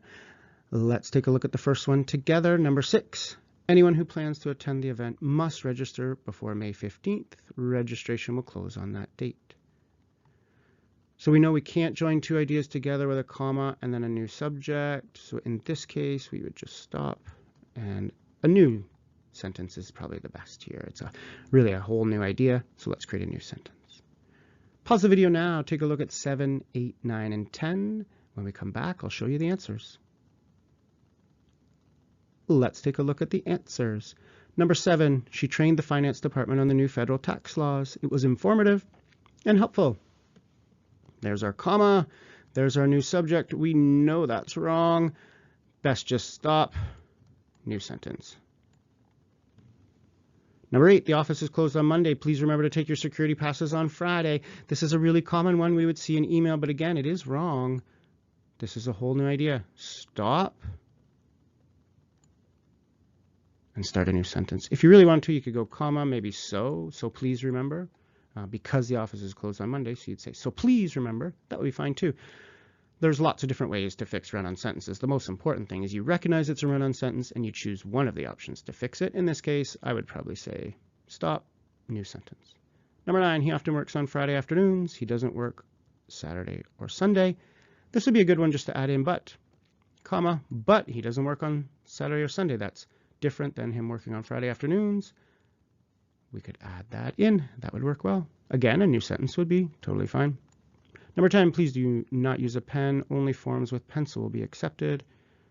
This again is wrong. We can just stop that right there, period. Oops, that's a big O, but anyways, only forms with pencil will be accepted. A lot of these you can see I'm using 2 main ways to fix. I'm either starting a new sentence, and that's often the easiest way to do it. You don't have to think too much about it, just add a new sentence. But if you want to get a little more creative, you can add that comma and the coordinating conjunction. That's practicing run-on sentences. I hope you had a chance to review some of the areas you had doubts with. Hopefully after this video you feel pretty confident about avoiding run-on sentences in your writing. If you do that, you will be a much better writer. Run-on sentences are one of the most common writing errors. Let's look at why they are errors and how you can fix them. First, what are run-on sentences? They're sentences that are too long, which makes them incorrect. Here's an example. The boy has 3 sisters. They live in the city. This is a run-on sentence, and it's incorrect. It's an error because it has 2 subjects and 2 main verbs. The first subject and verb are the boy has. The second are they live. This is 2 sentences in one, making it a run-on sentence. Here's the corrected version. By adding the period, we now have 2 correct sentences instead of 1 incorrect run-on sentences. So why should you care about run-on sentences? Because they make your writing confusing and difficult to read. Look at this example. Now that's a lot to read. It has 3 subjects and 3 main ideas, making it a run-on sentence. Remember this rule. A sentence has 1 subject and 1 main idea. Here's an example. Looking at our first example, the subject is the boy, and the sentence tells us he has 3 sisters. Now look at the run-on sentence. By adding a new subject, they, we create an error. This now has 2 subjects, the boy and they. We can fix this by changing the comma to a period. Here's another run-on sentence. You might think that Susan and she are the same subject, but not quite. They're talking about the same person, but they're 2 separate subjects, making this a run-on sentence. You can fix this error by changing the comma to a period. Do you notice that run-on sentences often have commas? This special type of run-on sentence is called a comma splice, and it's when 2 different ideas are joined by a comma. Here's an example of this error. I bought milk. It was expensive. This is a comma splice, and it is incorrect. It's incorrect because it uses a comma to connect 2 separate ideas with 2 separate subjects, I and it. Comma splices are incredibly common in English writing, and this is often because people think they should use a comma to connect 2 similar ideas. However, with English punctuation, the comma doesn't connect 2 separate sentences. For that, you need a period, also known as a full stop. Always keep in mind, if you use a new subject, you need a new sentence. Let's finish this video by learning how to fix run-on sentences. You've already seen the easiest way to fix run-on sentences. Add a period and make 2 sentences. Here's another example. With the subjects the store and it, we can create 2 sentences. Let's see another way to fix run-on sentences. Sometimes you can change the words to make 1 correct sentence. You can change the example, she bought boots, they were expensive, to she bought expensive boots. In this example, you can remove the second subject, they, to make a single correct sentence. While you can't use a comma to simply connect two separate ideas together, you can use a comma with a coordinating conjunction. Coordinating conjunctions are but, or, yet, so, for, and nor. Here's an example run-on sentence. Mario loves baseball. He plays every Sunday. You can add a comma and the conjunction so or and to connect the two ideas together. You could also use but to add a contrasting idea. These are all correct ways to fix the original run-on sentence. Let's review the 3 ways we saw to fix a run-on sentence. Number 1, you can use a full stop to create 2 sentences. That's often the easiest and best solution. Number 2, you can combine the ideas to make one correct sentence. And number 3, you can join the 2 ideas together with a comma and a coordinating conjunction. With these 3 fixes, you're ready to remove all the run-on sentences from your writing. Above all, remember the rule, sentences have one subject and one main idea. In this video, you learned what run-on sentences are and how to fix them. If you follow these rules and eliminate run-on sentences, your writing will be much easier to read. Removing run-on sentences is one of the best and fastest ways to improve your writing. Let's look at an example of building our vocabulary. I have a sentence here. You can imagine that we found it in reading something, an article perhaps. The company gave ambiguous solutions to the pollution problem. So we're going to say that ambiguous, I don't know that word.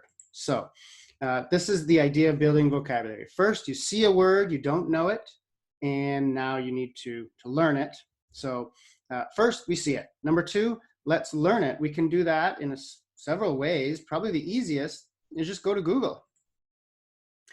Google now has a dictionary, ambiguous, and I'll get my dictionary here. Of course, I could go to dictionary.com or another dictionary. I could get a book, a dictionary out. I could ask a friend or a teacher or a coworker or something. Lots of options, but I'll use Google. So ambiguous. And here it is. So of language open to more than one interpretation, having a double meaning, unclear or inexact because of choice between alternatives. So I could read more and I could learn more about it, but let's say now I understand what it is. Okay, great. Ambiguous. So now I'm going to put it in my vocabulary book. So let's imagine this is my vocabulary book. Maybe I have it in a table. Maybe I have it written. Maybe I have it written in a notebook. Really, there are many options. I'll use a table here. So ambiguous, many meanings, right? I simplify my definition. Maybe I'll put an example in mine. So here I'll use this one from the article I read, and now I have an example. I could add more to this if I wanted. I certainly want to know the part of speech. So what kind of part of speech of this? So it's an adjective. So maybe I do something like that, adjective, and now I have my vocabulary. Next thing I need to do is start practicing with this word. So certainly I could start writing some sentences, right? He was ambiguous when I blah, blah, blah, and maybe I do 5 or 10, maybe I do that every day. You've got to practice with this word. But this is an example of what that looks like. You see it in a sentence, you learn on the internet what it means, you write the definition down, you understand the part of speech, and then you start using it in samples. And now if I do that a little each day for 3 days, 5 days, then I'll know exactly what ambiguous means. The next time I go to read it, I will understand it. And that's it. I'm done. I have the word in my long-term memory, so I'm ready to use it. Let's talk about how you can build your vocabulary. If you want to be a good writer, you need to have the language, the words to do that. And in this video, I'm going to show you how you can improve your vocabulary by learning new words. And not just learning them, but actually remembering them. That's what this video is about. How do we remember those new words that we learn so that you can use it in the future? So here's a process of learning a new word and using it. So the first thing will be you're going to see or you're going to hear a new word. You're reading on the internet, you're watching a movie, you're listening to a song. You say, what's that word? I don't know it. So you see something new and you want to learn it. Next thing to do is to learn that word, and then you're going to memorize it, and then you're going to use it, and finally you're going to see it again and you're going to understand it. And that fifth step is all about getting it into your long-term memory. So it's not just that I know it today, but I know it in 1 year. And that means I can use it. I can use it in 8 months or I can use it in 5 years. Let's go through these steps. So first, you've seen the word, and then next you need to learn that word. You can do that in many ways. You can use a dictionary. If you have an actual paper dictionary, you probably have something on your phone, like a dictionary app. You can just go on Google. Google has a great dictionary. You type a word into pretty much any browser now, and the first thing that comes up is the dictionary. So dictionaries are everywhere. The other thing is ask for help. If you have a teacher, if you have someone helping you, if you have a coworker, a boss, anybody in your life that knows this word essentially or can help you, you can ask them too. And you also, when you learn that word, understand the different parts of the word. You want to know the part of speech. So is it a noun? Is it a verb? Is it an adjective? And you just kind of want to know all about that word. You've learned that word, and now what you need to do is get it somewhere. I call it a vocabulary notebook. It could be a paper notebook like you see on screen. It could be an app you have on your phone. There are different apps like language kind of learning apps or flashcard apps where you write in the words and then you write definitions. Those are fun. I've played around with those. It could just be a Microsoft Word file where you create a table. Any way you like, right? But get it somewhere that is your place where you write down new vocabulary. And now you're going to start to memorize this word or kind of better understand it. So this is something you're doing in your vocabulary notebook. So first thing to do is create categories in your vocabulary notebook. So this could be something like, when you first start learning English, you have categories like food, and you have apple, banana, and then you write it in your own language. And that's great. And then you have a page about sports, baseball, basketball, and maybe you write a little picture or you write it in your own language so you know what it is, and then you practice and you learn that vocabulary. That's also true as you get more and more advanced. You could have electrical engineering words or persuasive language or absolute adjectives. I don't know. Complicated categories is fine too. And you can do that. But the reason we put them into categories is we can remember them better. We will understand the word. When I take the word apple and I put it in a category of food, or if I put it in fruit, I already have thought about that word. I'm already thinking, okay, apple is a fruit. Good. And now I'm understanding the word right there. So categories are really helpful. Make a table. And that table can have a few things. A definition is great. Could be your own language, especially if you're just starting.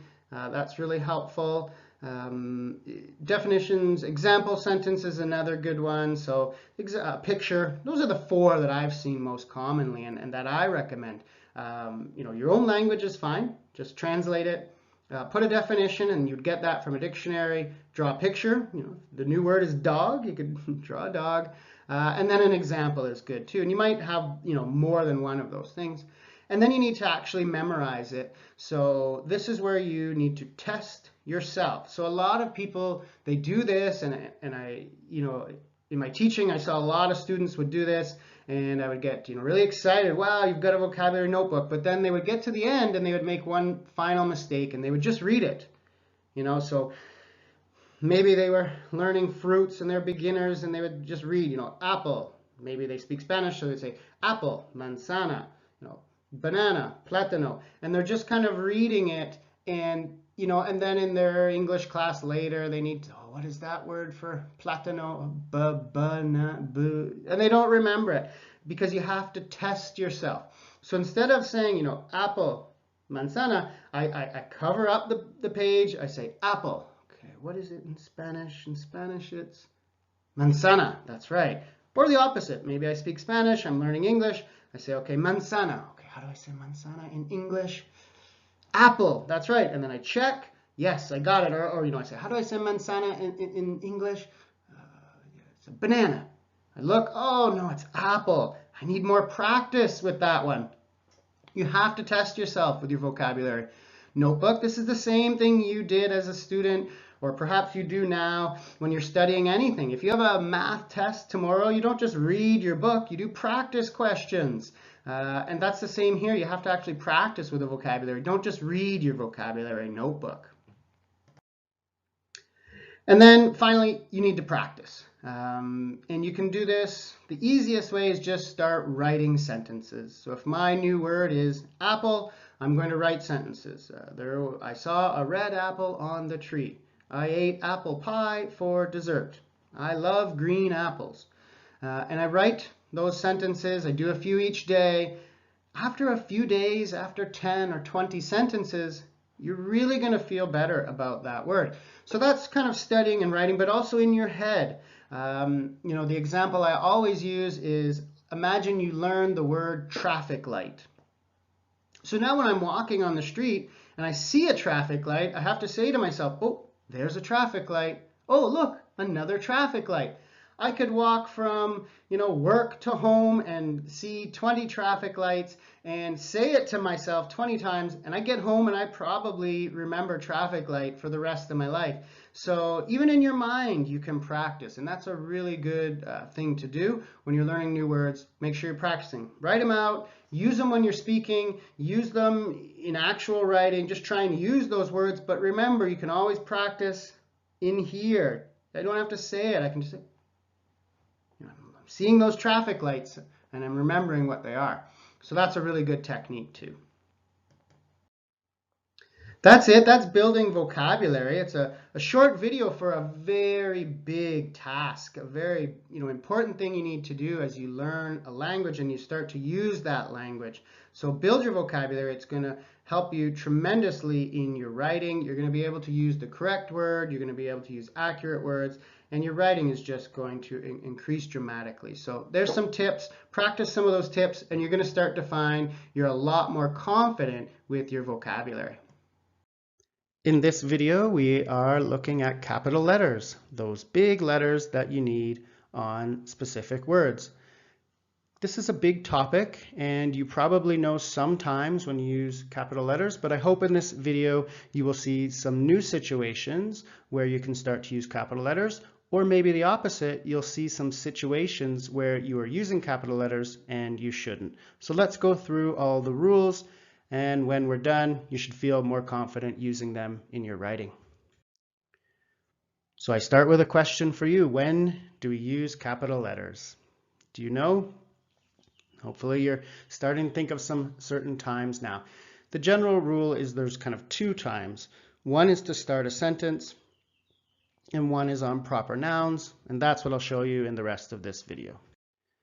So the main reason to use a capital letter is to start a sentence. So anytime you start a new sentence, you need a capital letter. Doesn't matter if it's a question, doesn't matter if it starts with a name, it just doesn't matter. Whatever you do, anytime you start a new sentence, start with a capital letter. The other main reason to use capital letters is for what we call proper nouns. Now, a proper noun is, well, let's review. A noun is a person, a place, or a thing. A proper noun is one specific example of that noun. So I can have person or man or teacher or brother, but if I'm talking about one specific person, I might be talking about Tom, or I could say woman, but a proper noun is Mary. We know this with, could be a famous person like Brad Pitt, right? These are people.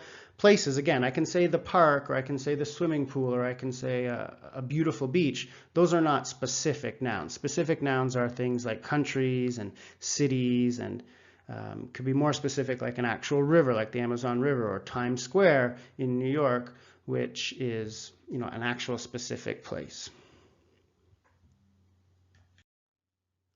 Proper nouns are also companies, so it could be Apple, or it could be Shell, or it could be all of the companies that are out there. It's also official groups. That's something like an organization. It could be a band like the Rolling Stones or the Beatles. It could be a sports team like the New York Yankees. Really any kind of specific group or specific organization. And again, you can see here I'm using capitals on all of these, right? They all get capitals. So some other proper nouns are different kind of works of art, and that could be movies and songs. I've got here a movie example. I've got a song, Let It Be. There's a book. Here's a play. So any of these could be a painting as well, is a good example. I mean, a painting is a general noun, and then the Mona Lisa is a specific painting, so that would get a capital. I keep using that word specific. That's really what proper nouns are all about. Nationalities is another good one. We saw countries get a capital, but so does Canadian or French, Nigerian or English, or whatever it may be. Now is where we start to get a little bit more challenging. Hopefully some that examples I showed you in the previous, you know those, right? You should know that Brad Pitt or Toronto get a capital. Days of the week get a capital, as do months. So that's important, whether it's January or December or Tuesday or Wednesday, it doesn't matter. They all get capitals. Official holidays or any kind of holiday, again, it's a specific holiday, they get capitals. So whether it's Christmas or New Year's or whatever, they all get capitals. So those are the proper nouns that get capitals, and if you really focus on that main idea of something specific, so I can say park, which doesn't have a capital, but then if I say Stanley Park in Vancouver, that gets a capital because that's an official park, a specific park. Here are some times when you don't want to use capitals. Jobs, I see this a lot where people will put a capital on a job title. Doesn't need it, whether you're an engineer or a bus driver or a doctor or a teacher, there's no reason for a capital letter. Plants and animals, this is where people start to maybe confuse what is a proper noun. So a dog is just a dog, it doesn't need a capital. If you give the dog a name, if the dog's name is Henry, then Henry gets a capital, but dogs and butterflies and pine trees or bushes or whatever, they don't get capitals. This is probably one of the biggest mistakes, seasons, because we think a lot of, well, months, like January get a capital, why not summer or why not winter? They don't. You can see here we don't have a capital, and we don't have capitals on directions. These two together are probably the most common mistakes with capital letters. No capitals on seasons and no capitals on directions. So that's capital letters. We saw two main categories, one to start a sentence. Hopefully you know that. We always need to start a sentence with a capital letter. And then the second is proper noun. And you probably knew some of them, like a person's name has a capital or a city name has a capital, but hopefully you saw some new ones. Things like we put a capital on a month, or we put a capital on a specific park. My example of park does not get a capital, but Stanley Park does. And probably where you learned the most in this video is where not to use a capital. So don't use a capital on seasons like summer or winter. Don't use a capital on directions like north or west. Follow these rules with capital letters, and this will really improve your writing. Let's take a look at part of speech and suffixes, something that is crucial to your grammar and your structure, and something that will really help you in your writing. So the first question I ask you is, do you know the parts of speech? In English, there are more than 4, but in this video, we will focus on the 4 main parts of speech, because in your writing and in your grammar, those are the ones that give us the most trouble and the ones you really want to know. So do you know the 4 main parts of speech? Here they are: noun, verb, adjective, and adverb. And again, there are more, and that's okay, but in this video we're looking at these ones. So let's take a look at exactly what nouns, verbs, adjectives, and adverbs are. So here we go. We start with nouns. Those are people, places, and things. So that could be something like a chair, a dog, a table, a guitar. It could be a person's name like Sandra or Maria. It could be Toronto or Africa or a planet or any kind of places. Verbs are actions. These are things that we do. These are go and play and think. Adjectives, they describe nouns. So if I take, for example, Toronto, my noun, I can put adjectives about it. I can say it's big, it's cold, it's beautiful, it's expensive. And adverbs describe verbs or adjectives. The important thing about adverbs is they always have that ly on the end, and they describe an adjective or a verb. So if you think about, okay, how did he dance? He danced quickly. And that's how they describe things. So now we get into the important part of the video, which is suffixes. And a suffix is the ending part of the word. And why is it important when we're thinking about part of speech? Because the ending of the word changes the part of speech. So if I have these different endings for create, that changes it.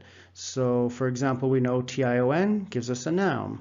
We know this gives us a verb. We know IVE, that gives us an adjective.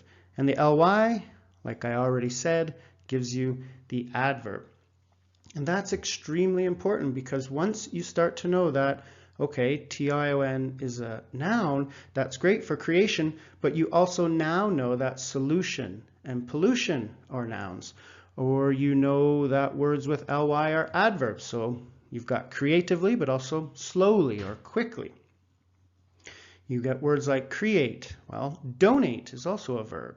You get words like creative, maybe a difficult word like formative or inclusive. Now you know, well, I don't know what those words are, but I know that they're adjectives because they've got that IVE. Here are some common suffixes for nouns, verbs, adjectives, and adverbs. The tion we saw. Another good one is meant, like pavement. ITY, we see that a lot with ideas, things like humanity or scarcity. Ism and ness, these are all common suffixes for nouns. And again, in this video, you really want to get the idea, and then you need to start to practice and start to say, okay, can I think of more words with ness? Happiness, loneliness.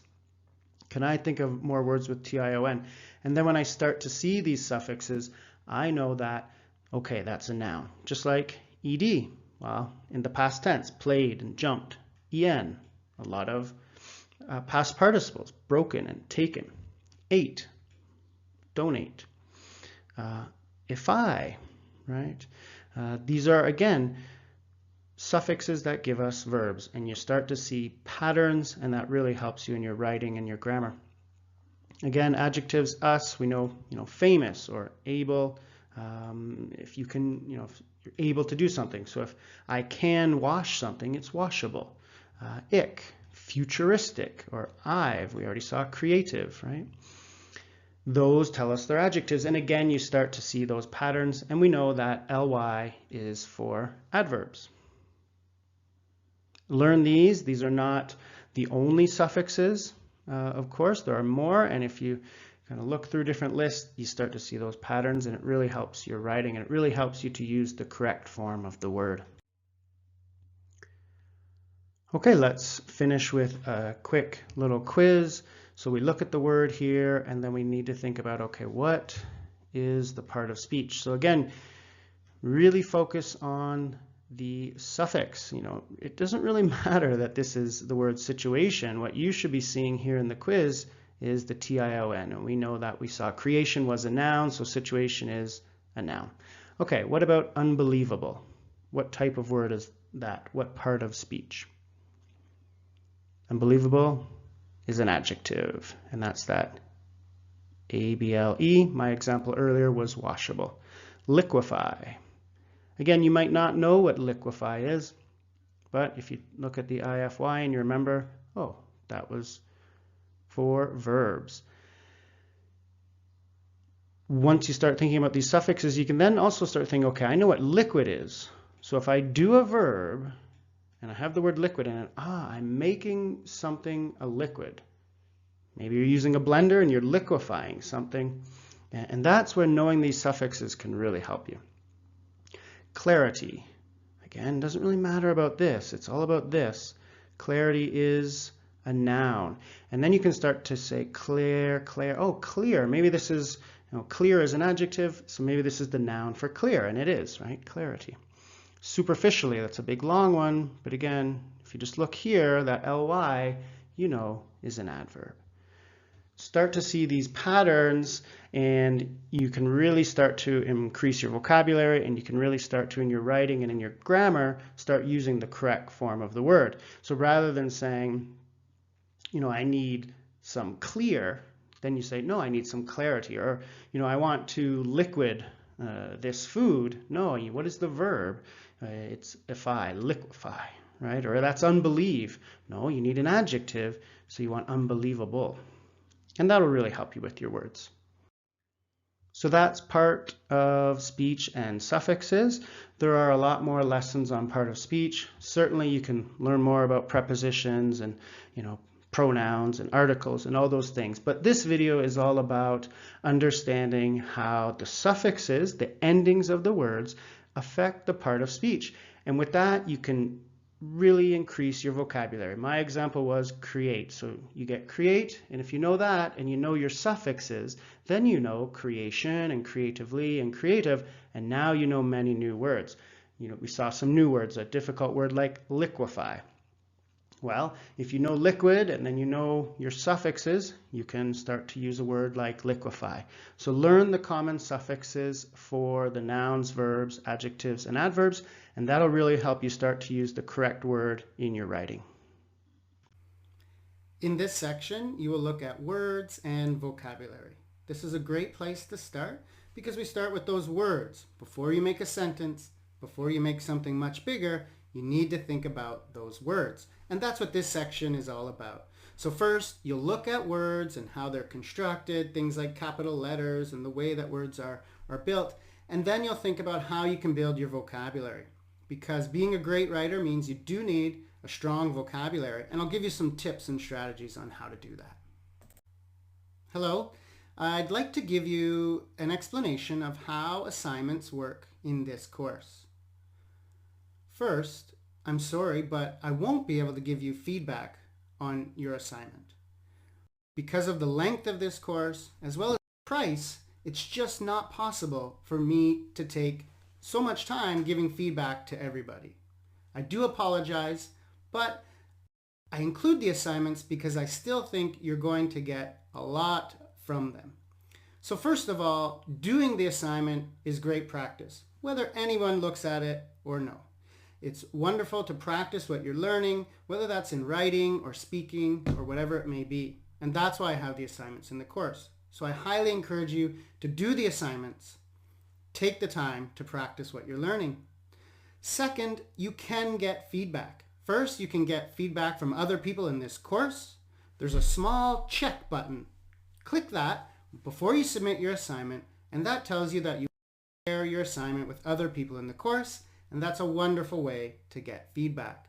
Second, you can give yourself feedback. And that's an excellent opportunity to reflect on your skills, to reflect on what you're learning, and to think about how you're performing. For each assignment, I provide a criteria. Could be a number of questions, a rubric, or some other way for you to assess how you did. I highly encourage you, after you've submitted your assignment, to use those questions, use those rubrics to give yourself a grade and to assess the work that you did. Again, I apologize that I won't be giving you direct feedback on your assignments, but I still think these assignments are extremely valuable, and I encourage you both to submit them for the practice that it will give you and also to allow your classmates or the other people in this course the chance to give you feedback and make sure you're giving yourself feedback. If you do all of that, you will be practicing what you're learning and you will be improving much more quickly. In this video, I'm going to talk a little bit about some of the most common writing mistakes that I've seen. Let's get started and I'll show you what those are. Number one, you don't use the writing process. This is a common mistake that we all make. We just try to start writing without the planning, without the brainstorming, the outlining, whatever it is. You've got to use the writing process, and you've also got to use it at the end, which includes the editing. So make sure you're using that writing process. If this is a common mistake for you, you probably have a problem where you are very slow at writing. You say to yourself, oh, I'm so slow, it takes me so long to write an email, or it takes me forever to write an essay. That's because you're not using the writing process. And when you go through that part of this course, you're going to see how to improve in that area. You write too much. And that is an enormous mistake that I see. Just too much writing. In this course, you'll see a video on concise writing, and that's going to help you to write less, to use fewer words. Try not to repeat yourself. Try not to use extra words. There are many things and many tips. That's what you'll learn in this course, but you're probably writing too much, and your reader does not want to read all of that. So start trying to shorten it up. You don't pay attention to details. So this is things certainly like, spelling mistakes, grammar errors, punctuation mistakes, absolutely. But it's also the way you format something, that, the font color you use, all those little details, they add up to great writing. So throughout the course, you're going to see little tips, little ideas as you go, and you put all that together, and all those little details become what makes you a great writer. Your writing is ugly. This is a big one. It's too small. I can't see it. It's all together in one big, huge paragraph. It's pink for some reason. It's spread across 3 pages. There are many mistakes. And in the visual writing section of this course, you're going to learn how to make your writing look better. It's great to learn grammar and punctuation and all of that, but you've got to make it look good too. Your readers will really appreciate if you can do that. So let's get your writing looking good. There's some writing mistakes. Some of the most common ones that I see. I'm giving you this video at the start of the course so you can think about, do I make those mistakes? And so you can see how to fix it. So if you're writing too much, look at the video on concise writing. If your writing is ugly, look at the video on visual writing techniques. Take the mistakes that you're making now, find the solutions in this course, and at the end, you should feel like you don't make any of these mistakes anymore. Good luck. Welcome to your English writing course. My name is David Boughton, and I'll be your instructor for this course. We have a lot to learn together, and when we're done, when you're done, you're going to be a much better writer. You're going to feel a lot more confident. And that's whether you're using your English writing for work, for school, for your personal life, or for all of that together. The goal here is to improve your writing, and this course is going to help you. In this short video, I'm going to show you a little bit about the course and what you can expect. So first, why improve your writing? Well, it's something we do a lot, and we actually do it a lot more now with text messaging, emailing, chats and messengers, things of that nature. We all are writing a lot more, and we're actually communicating and writing a lot more. So now is the time to improve your writing. And just generally speaking, this is an important communication skill. So if you're still learning English, if English is your second language, then definitely you want to improve your writing, and this course will help you. But even if you speak English as your first language, you still need to improve your writing, whether it's at work or at school or whatever it may be. Because we're communicating and writing so much now, we really need to improve it, and I'm going to help you in this course to do that. So here's our table of contents for the course. Let me just go through it rather quickly. So we'll start with an introduction. Welcome, you're in the introduction. And then really our first section is words and vocabulary. So you have to think a little bit about those words first and how you can build your vocabulary to improve your writing. Then we're going to look at structure. So thinking mainly about grammar. Grammar is an important part about writing. We're not going to do a lot of grammar, but there are some important grammar topics that really help in your writing. We'll look at punctuation. So we'll go through all the different punctuation marks. This is something that many people struggle with. A lot of this will probably be new for you, especially with more complicated punctuation like commas and colons and things. Then we'll look at sentences and paragraphs. So thinking about how we can put the words and the punctuation and the grammar all together to start to write sentences, to start to write paragraphs. Then we'll talk about writing style. So this is going to be more like tips, things, how can you make your writing more concise? How do you make your writing look good? Things like that. And then we'll finish with a final exam and the assignment. Let me talk a little bit more about the types of activities you'll see in this course. So the most common is the video lessons. Much like this, you'll see me talking and often sharing PowerPoint. In many of the videos, I share specific examples on a whiteboard, and I make corrections or changes so that you can see me working through the language, working through the writing, and helping you improve. There are also many PDF resources, so you can download those and you could print them. You could use them when you don't have the internet. Many of those PDF resources are lessons, so they have extra exercises, really helpful. Also a good chance to kind of keep them, certain rules. Punctuation is a good example. You can kind of download all those punctuation rules so you always have it. We're going to see a lot of quizzes as well. After almost every video, there's a quiz. There's sometimes quizzes at the end of sections. And then you're also going to see two really important, not quizzes, but tests. So after this video, I recommend you move to the diagnostic test. That's going to test or check your writing ability right now before you begin. And it's going to show you the areas of the course that you need to spend a little bit more time. So highly recommend that you try that diagnostic test.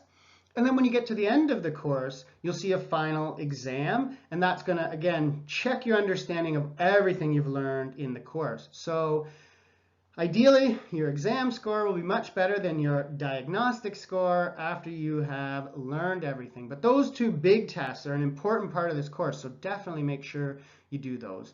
We also have a few assignments. This gives you a chance to practice what you're learning. It's great to do multiple choice and it's great to do tests, but you need to write. And even above the assignments in this course, you're going to improve if you start writing and start using the skills and the strategies I'm giving you. So I have a few assignments that you can do that will actually help you practice your writing. Those are the activities you'll see in this course. I showed you the table of contents.